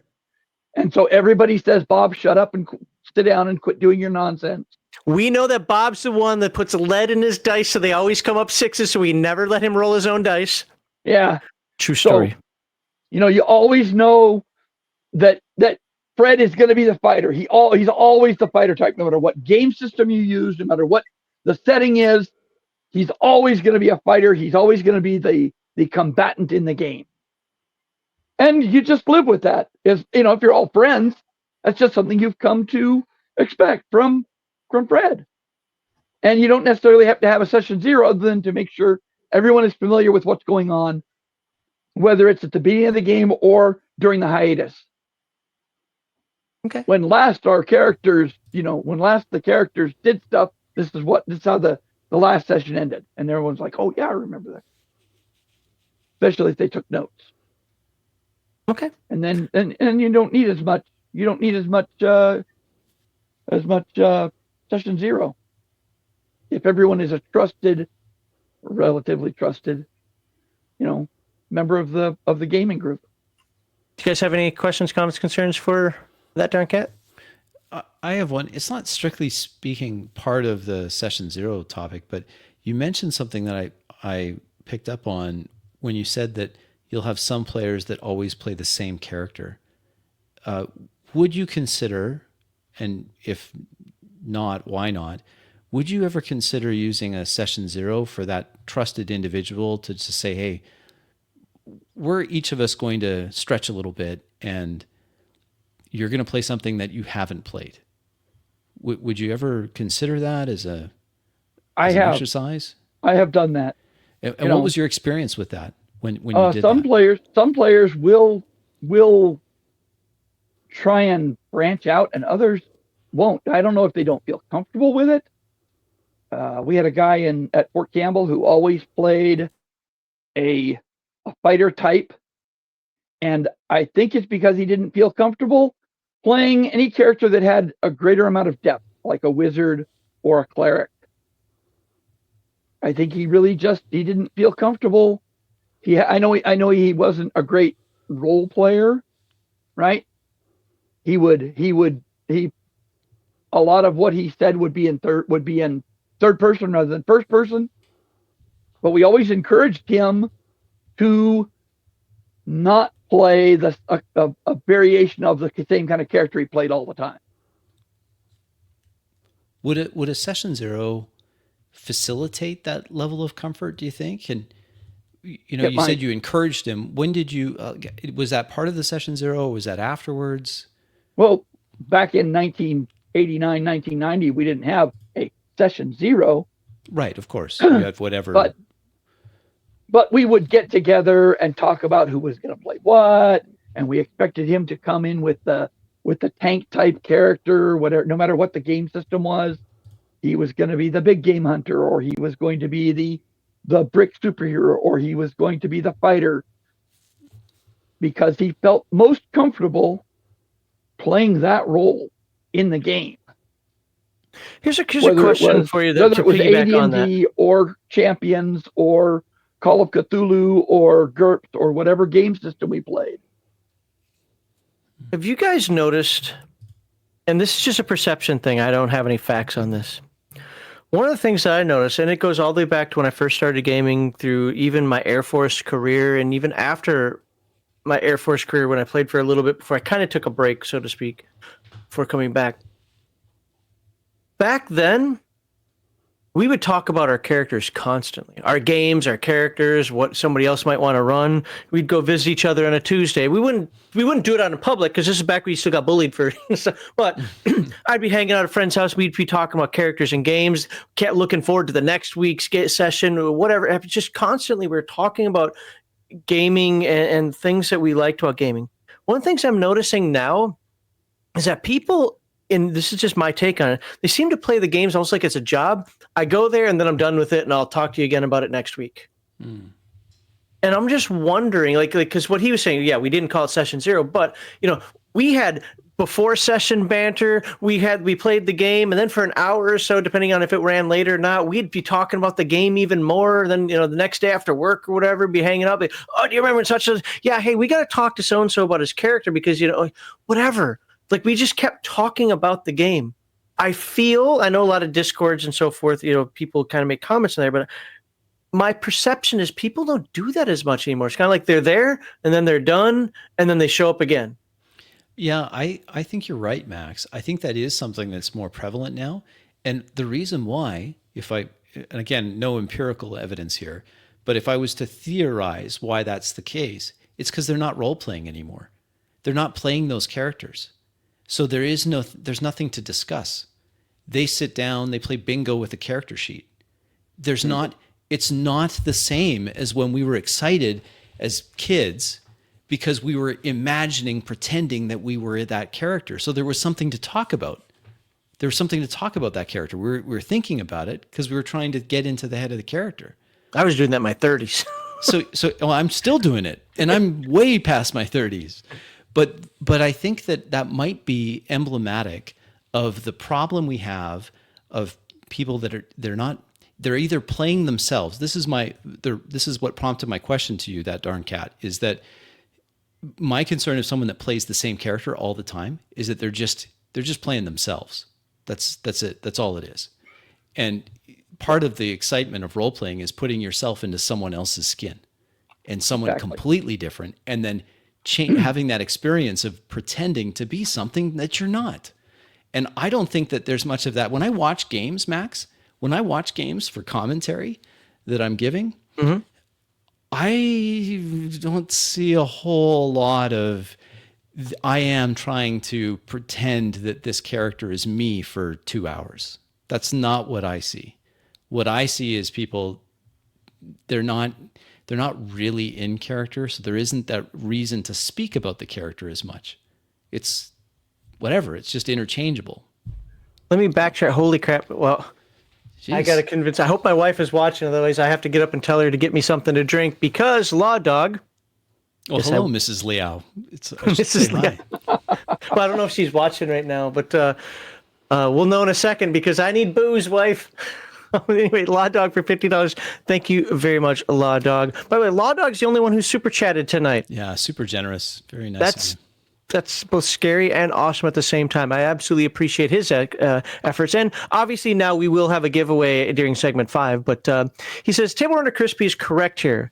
They aren't role-playing anymore. They're just clicking buttons in a pen and paper video game. And also, Max drink. Yeah, I will in just a moment here. Cheers. Thank you very much. Here's a little something. Today, I went back and watched, because I've forgotten most of what's happened. I went back and watched our last Codex Albana session. And I'm sitting there looking at me playing my character going, this is horrific. Yeah. This is horrible. Now, but here's the thing. When I'm in the headspace of my character, everything makes sense. Watching it, I'm still in the headspace of my character, but I'm more distant, and I'm like, okay, yeah, I know why I did that. But just as I was trying to look at it as like just a viewer, I'm like, my character looks beyond retarded. Like I know some people look at it as like, oh, Athane's growing and so forth. I'm watching this going, okay, that was a little, just out of context, that was a little too far on how I did this, or not understanding this, or I'm so confused. But when I'm in my character's headspace, it makes perfect sense. It's almost like there's an exposition that's missing that I feel, just for my own, you're talking about embarrassment earlier, lack of embarrassment that needs to be now, it's not meant for it. It's not the type of, like, everything, there's nothing wrong with the character, but I'm watching that going, if I could just explain why Athane was doing this stuff, because I remember it, because I can easily get into his headspace now, people would get it, but nobody's actually complained about him. People generally like Athane's character, but I'm sitting there going, if I didn't know Athane, if I wasn't Athane playing Athane, with that, being in the headspace, I'd be angry. Like, dude, why are you acting like this? So does that make sense? But it's why, it's one of the things what I love about that character is, of course, there's some of me that comes out in it, right? Like, I'm always going to have a little me that comes out in a character. I'm not a professional actor, but I try to make the characters different than who I am. And it also makes it challenging to play. But, oh, man, some of those differences with him, I sit there and like, okay, really? Did I just do? Yeah, I remember. But this is why I did it, and it makes sense for his mind. Sure. If I can jump into this one. I don't know about the grown-ups game for. I know some of them I see throughout the week, and I'll want to talk about the Dead in Space and about what their character wants to do and so forth and so on.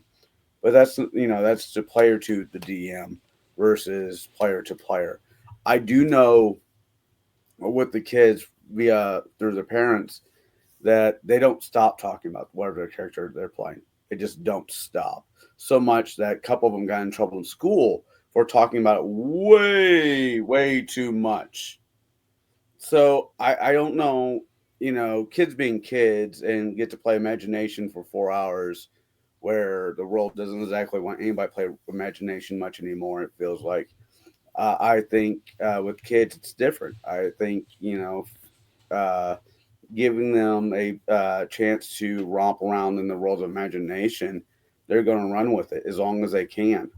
A little bit, as an adult who plays gaming, games, whatever games I'm in, plus the medieval reenactment, I jokingly said, well, I have a bad case of Peter Pan envy. I never want to grow up. I will talk about characters that I played decades ago with Jade, because he's been one of my main DMs. And I know other people there's just the such ways. I think it's more of an individual than the community as a whole, gamers, it being what Crispy runs or what that Dark Cat runs or Max and his, Earth Dawn when he does get to run it, I guess. I'm writing something for it right now. But I think it's just the individual more than the community. I think, and as I was saying, I'm sure Crispy, when he gets to play, he thinks about his character. He talks about his character, what he wants to do with that character, to whoever the random DM that you guys shuffle through, versus like somebody who just does the game like it's a 9 to 5. It's their way to relax for a few hours, not think about work, family, whatever nonsense they got at home. I think it's like I said, I think it's an individual thing more so than it's a community thing. Okay. Well, I still owe you the question, Connell, to get us back on the actual segment here, but a couple of things first. First of all, thank you to Agile Monk. He gifted 5 memberships and then told me to shut up. Well, he said stop complaining. No, I came out wrong. I wasn't complaining. I've already been called, excuse me, I've already been called greedy. If you watch the last members only live stream, you'll know what I'm talking about. No, it's just that Law Dog kept dumping in money, and I'm just like, can somebody else do this? Like, it just feels weird. Like that's too much from one person. Stop it. But thank you, Agile Monk. I appreciate that. And who are the 5 people got before it goes off the screen? Reggie Rum, Wayne Barack, the Badger. I drink, therefore I am, who I think I've seen around before, and Scarlet Ranger. So 4 of them, I don't know who they are, but guess what? You have membership access now, which means maybe not today, but you'll be in the giveaways, and you have access to about 5,000 videos or whatever instead of the 1,000 it says on the page. So that's awesome. And I actually added new tiers to our memberships, but I don't expect anybody to use them. And with that, going back here to Law Dog, can I get that? What? Stop that! I want it on the screen. There we go. I am now drinking because there's a $50 super chat. Thank you very much, Law Dog. Appreciate it. And here we go. This is to Law Dog. Somebody paid me $50 to drink. Ooh, I've been paid not to as well as I hoped. Same thing. We only have this Southern and Comfort. Yeah, the 100 proof though, so at least I'm not going weak with it. Yeah, soda did pop. not hit right at all. That like burned the back. That's weird. I drink this all the time. Whatever. There you go, Law Dog. You get to see me cry now too. Apparently. So yes. And crap. Oh my God, my eye is on fire. What is going on? I'm having a stroke. Help. Anyway, yes, writing is not so. If I told you what I was doing, I'd probably jinx myself. I'm combining editions of Earth Dawn, and I'm putting it into a non-post-apocalyptic. I'm putting into an apocalyptic setting. So I'm working on that. So it burns. I know, right? It shouldn't burn. Like it never did before. Like I've done this on stream before, but it just hit wrong. So there you go. That's not what you said. Wait. Why 2 drinks? Drinks come at $50. Yeah, how many memberships did he give? Holy crap. 6. Hold on here. 5. Yeah, it's 5. That's 25. I don't have to drink for 25. You trying to kill me? Oof. I might do it anyway, just to be nice, but we'll see. We'll see. We got till the end of the show. No, it's always been 50. The last time I did it, I think it was because you gave out 10 memberships or something. If it's going to be an issue, I can do it. I just want to wait towards the end of the stream. Or get closer to the end of the stream. I mean, if you're going to drink, I mean, I'd say actually drink. I don't consider, Southern Comfort and alcohol. It's like the beer or the whiskey. Look, world. man, alcohol is about the proof, dude. 100 proof, I'm okay with that. It's not the 60 proof crap. All right? It's either that or brandy. We're not alcoholics here. It's either that or brandy. Oh, crap. Hey, I'm not an alcoholic. I hate you guys. All right, there we go. Another 5 memberships. Oh, wait, that's his membership. Oh, that's Crafting Gamer. I'm sorry. I thought for some reason I'm not reading it. I got to get to the rest of this. So thank you, Crafting Gamer. He says on here, Max should have said, it burns us. It burns us. All right, let's get back to the actual show here. People want to watch the show. Where are we here? So, segment 4, Connell, you're the last one to answer this question, so hopefully this goes well. Do you think Session 0 is necessary for all gaming groups, or are there situations where it might not be needed? Please explain yourself. No, I do not think it's necessary for all gaming groups. I think if you're running in a public settings, such as I am, yes, I think 0-1 is important. I also, son of a monkey. Before I finish, Max, you might want to handle that. What? Oh, balls. I'm looking away for 1 second. People are... No, seriously, though. Honestly, guys, thank you very much. I really appreciate it. I hope you understand that you guys are donating. Yes, I'm going to drink, but you're doing this because the panel's awesome. All right? So... It's that darn cat's first time on. I think he's knocking it out of the park. Connell's been on a bunch of times. Crispy's been on a couple of times as well. Great panel. And so I thank you guys for this, but I don't take it as you're doing this for me unless you're just trying to see me get drunk, which will take a few more than 2. But it's to appreciate the panel. So let me pour this. Connell will finish. Then I'm going to pour this. Well, I'll pour it now, but then I'll drink it. But let me read this first. I'm late, but better late than never. For yet another great stream and excellent panel. Absolutely right. I didn't even read that before you said it, but yeah, absolutely excellent panel. 100% right. So you're Air Force and not an alcoholic? Correct, because you had 2 choices, get lost in the alcohol or get lost in your job. I got lost in my job. So tonight we kill Max. No, please don't. But all right, so I'm going to pour this. Connell, please continue on because we actually have a topic that we have to answer. All right. So as I was saying, with the situations like what Crispy runs, I think a 0-1 is very important. I think what I run as 0-1 is very important.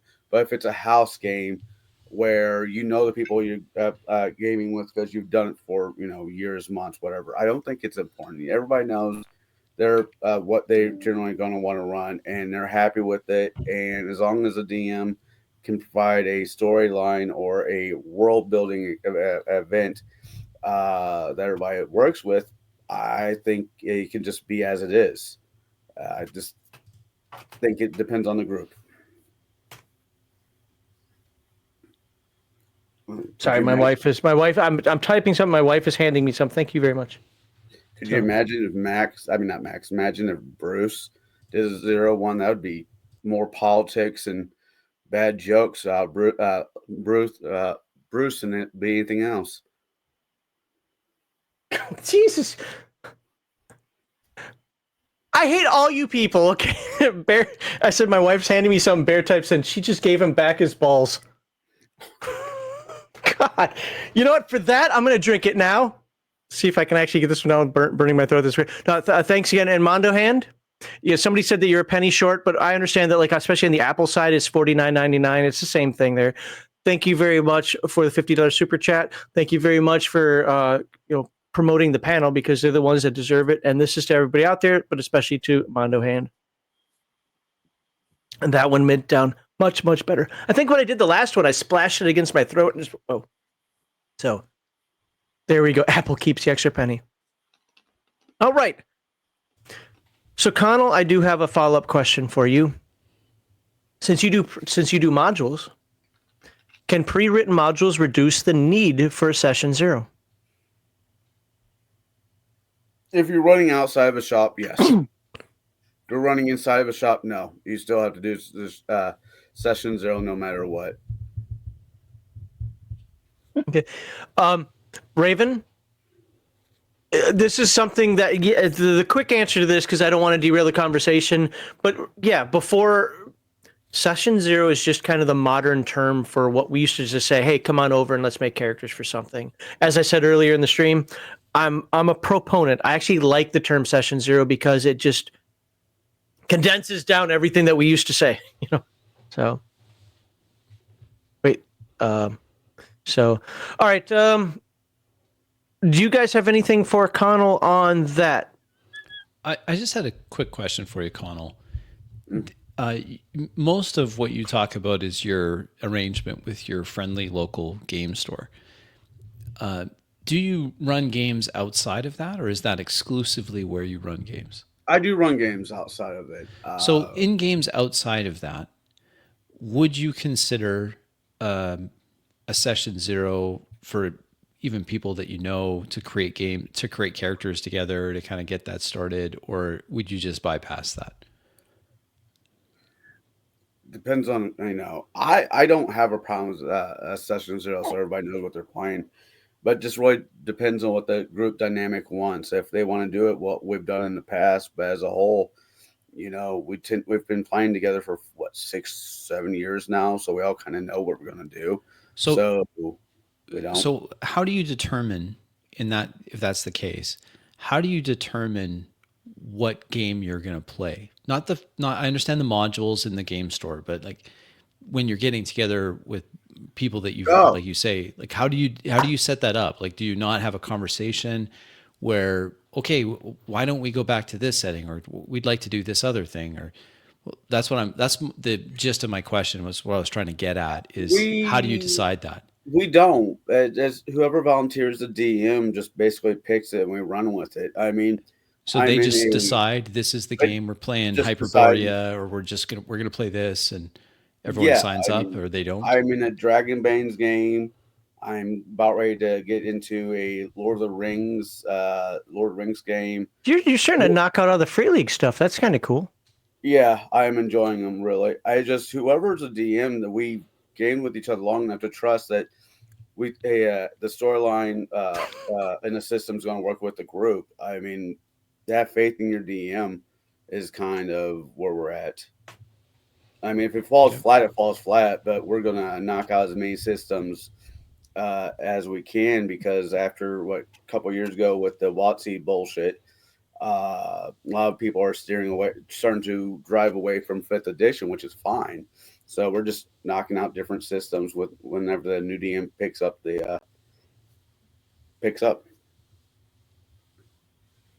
Okay. So. All right, guys, so that we can wrap this up here, is there anything left on the table that any of you want to get out? Hello? that you guys want to get out and just make sure is stated, or even reiterate for a moment here that, for the folks out there before we close out the show? Max has a great singing voice. Keep singing $50. I would just, if I could, make another appeal that people should really try this collaborative world building. If you've never done it before, because you've got a death grip on your own setting, just try it. Maybe as a one shot.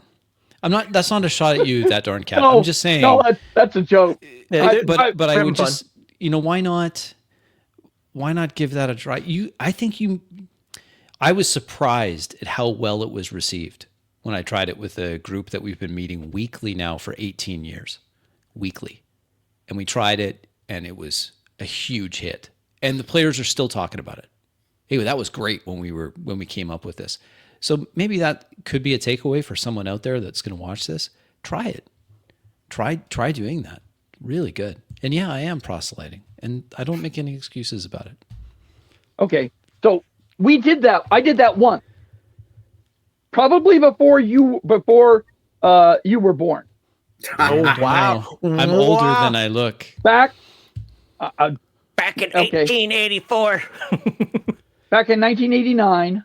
I was born. Oh yeah, no, I wasn't even young then.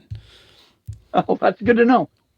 I went to Gen Con 89, and I did a GM, one of the GM classes run by RPGA.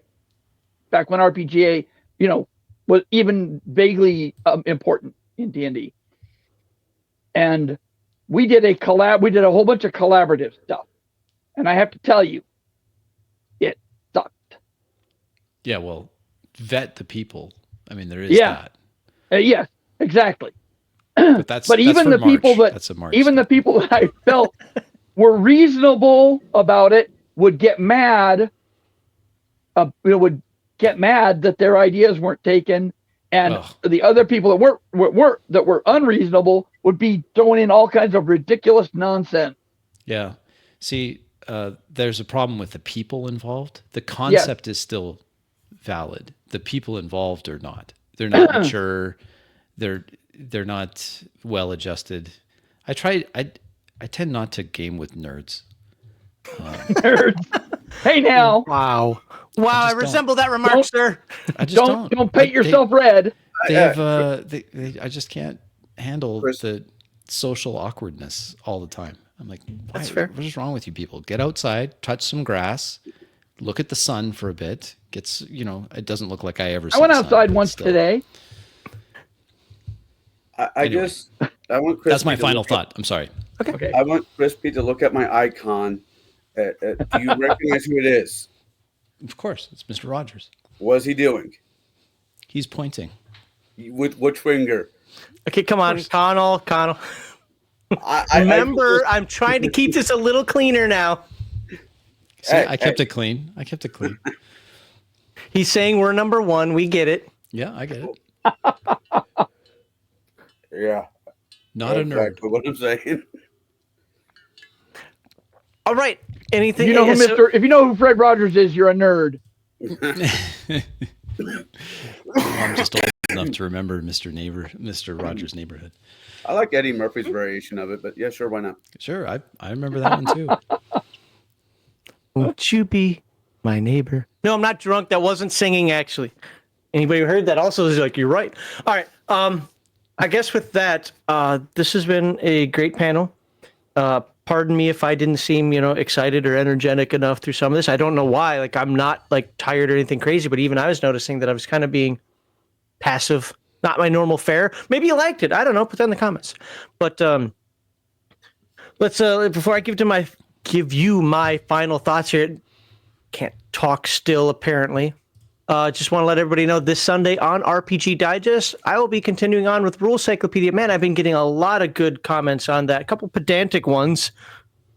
If we're not there yet, we're not there yet. But we'll be talking about weapon mastery and general skills, and I find those to be interesting, and not in the Minnesota way. I mean the legit way. Weapon mastery is something I don't know if I like, but I definitely find it interesting, and definitely gives warriors some things or fighters some things to be excited for with their characters, right? General skills to me, now to be fair, I just kind of breezed through that one, so I might be wrong, but they seem like non-weapon proficiencies from second edition, but we'll dive into that. And then per request, you guys need to do more Palladium Fantasy. Heathen Dog, if he's alive, is going to cover Palladium Fantasy Western Empire, Sourcebook 8.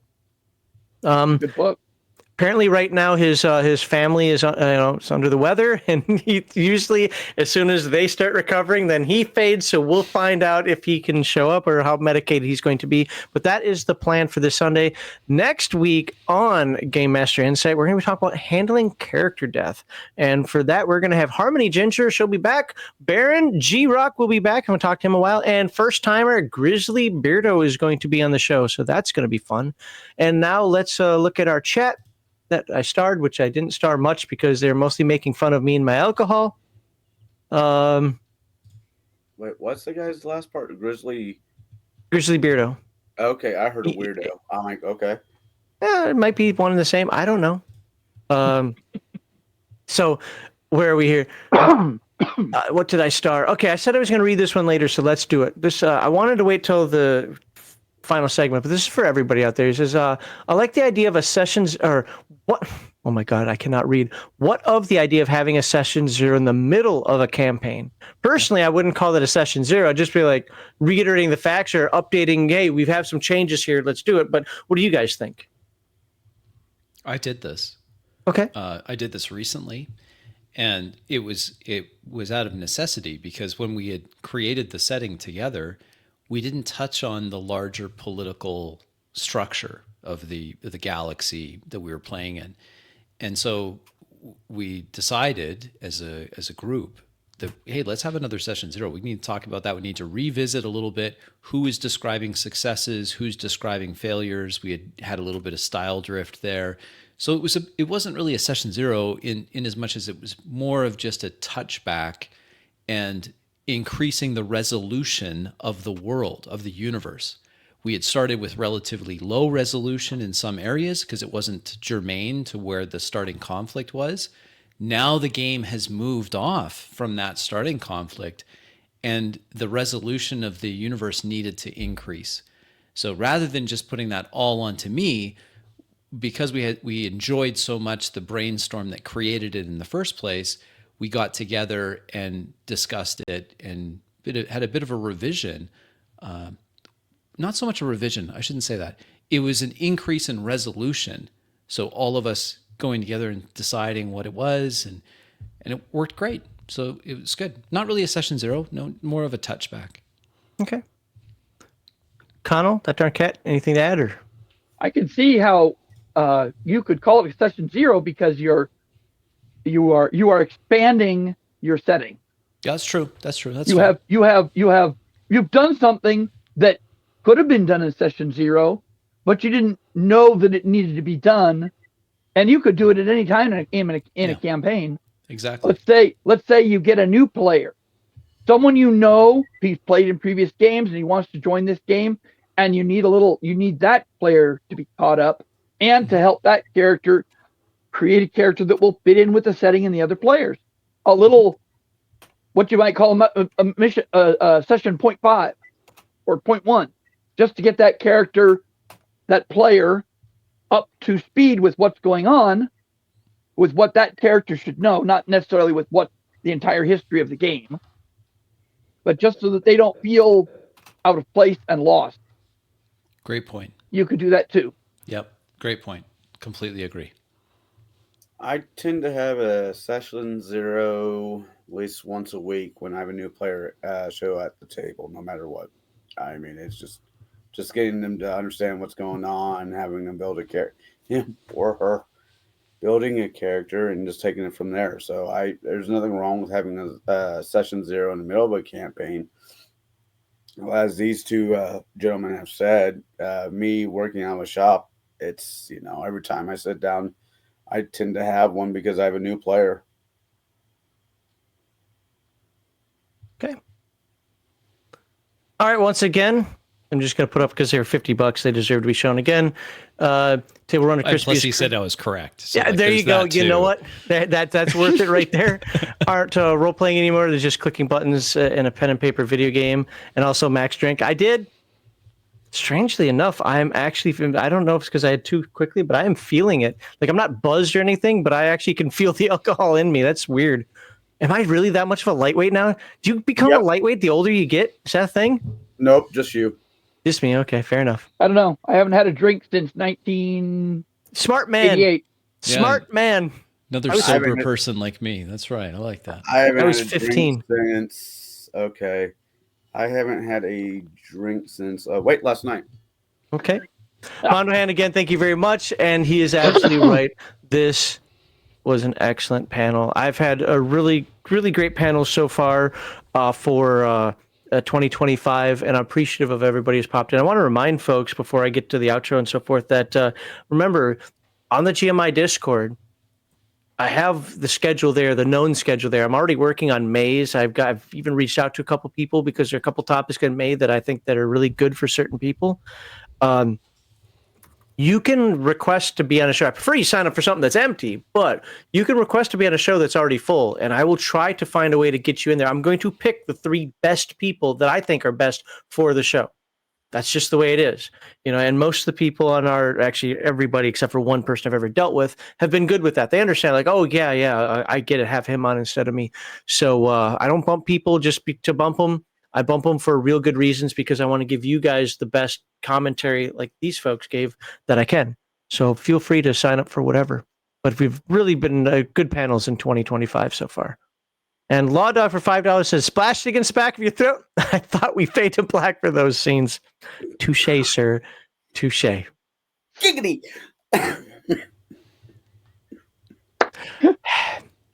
And with that, I hate everybody.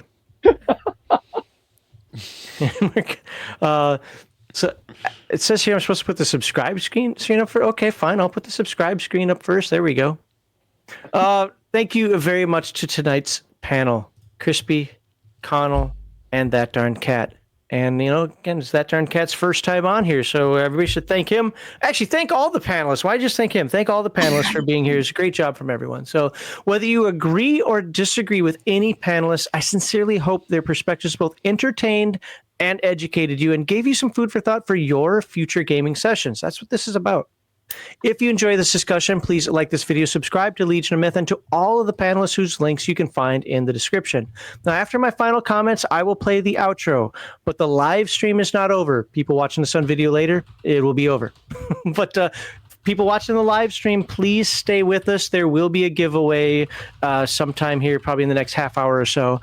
But for my final comments, as I like to say on here, I write notes while these guys are talking, so this is in no sort of good formatted order, so I'm just going to kind of go in order of what I wrote down here. Session 0, it's something we've always done. I don't care what your thoughts are on Session 0. Again, I had a bunch of people tell me, like, oh my God, Session 0 is such a dumb term. We've just always done it. I like it's one of the few things from modern gaming I like the term for. We've always done it. I think we've always done it. I don't know any time where I accidentally fell into like, oh, we're playing a game? What just happened here? There's always been some sort of discussion about, hey, this is a campaign I want to run, how I want to do it, and so forth. Some people do a social contract. For some people it's written, some people it's assumed. I don't like the written contract, although I get why some people do that, especially like at conventions and so forth, where you have like those mandatory safety tools and things. And I get it. I just don't like it. I don't care about that. I wrote down a note here. I am the GM. It is my world. I'm not changing that for my players. You're here to play my style of game. Now, I will converse with players about preferences and procedures, but ultimately, if you tell me, like, I want to play a really high fantasy game where everybody's carnival character, nope, I'm already out. That's not the game you're going to get from me. And you can collaborate all you want. And you guys can run that. I have a couple of ways that I can run games. One's gritty and one's grittier. To some degree, that's two-dimensional way of saying it. But the idea is like, it's like I told Connell, who was on our panel today, I know you're a public DM, but I would tell people you're paying for my style of game. Outside of that, as you heard in here, there are definitely things we can talk about. Do you guys want to be, let's use like Coriolis from Free League. So we've been talking about Free League a lot today. Do you guys want to be combatants? Do you want to be merchants? Do you want to be diplomat? What do you want to be within that construct? Oh, absolutely. I think getting player feedback on that is a good thing. I just don't go. I think I agree with what Crispy. Oh my God, is trying to say. I just don't go as far as him. I agree with what that darn cat was trying to say, and I think he's got the old school mentality of it, which isn't wrong necessarily. Different strokes for different folks, different tables, right? I feel like I'm somewhere in between. General decorum, I don't think that needs a discussion. That's one of the things that comes up a lot with Session 0, like, talking about, how you're allowed to act as a person. At this point, where Crispy says he doesn't play with nerds, I don't play with people that don't know how to act in public. Like, if you think, like, when I hear those RPG horror stories and what people say about those, I'm like, that just wouldn't happen at my table, or it happened one good time and then you're out. So I don't get a lot of that stuff. But when it comes to game stuff, I do understand, but maybe I do a better job of vetting than I thought, or my group does a better job of vetting. I don't know what will be in my game, so I can't provide a checklist. One of the things I can tell you, if I'm running Dungeons and Dragons, if it lasts long enough, you will end up in Ravenloft. Outside of that, I can't tell you what's going to be in there. I can't tell you that there isn't going to be any naval fighting. I can't tell you that there isn't going to be any, Spelljammer. I can't tell you that there isn't going to be any spiders or demons or dragons or religion or politics or whatever. I can't tell you that because I don't necessarily know. Part of that discovery is my discovery as well. And sure, I might do it differently than Crispy. I might be more, I might plan it more or be more proactive about it personally than the players. But I might be, it'd be really cool to have some intrigue right now, and I'll run with that.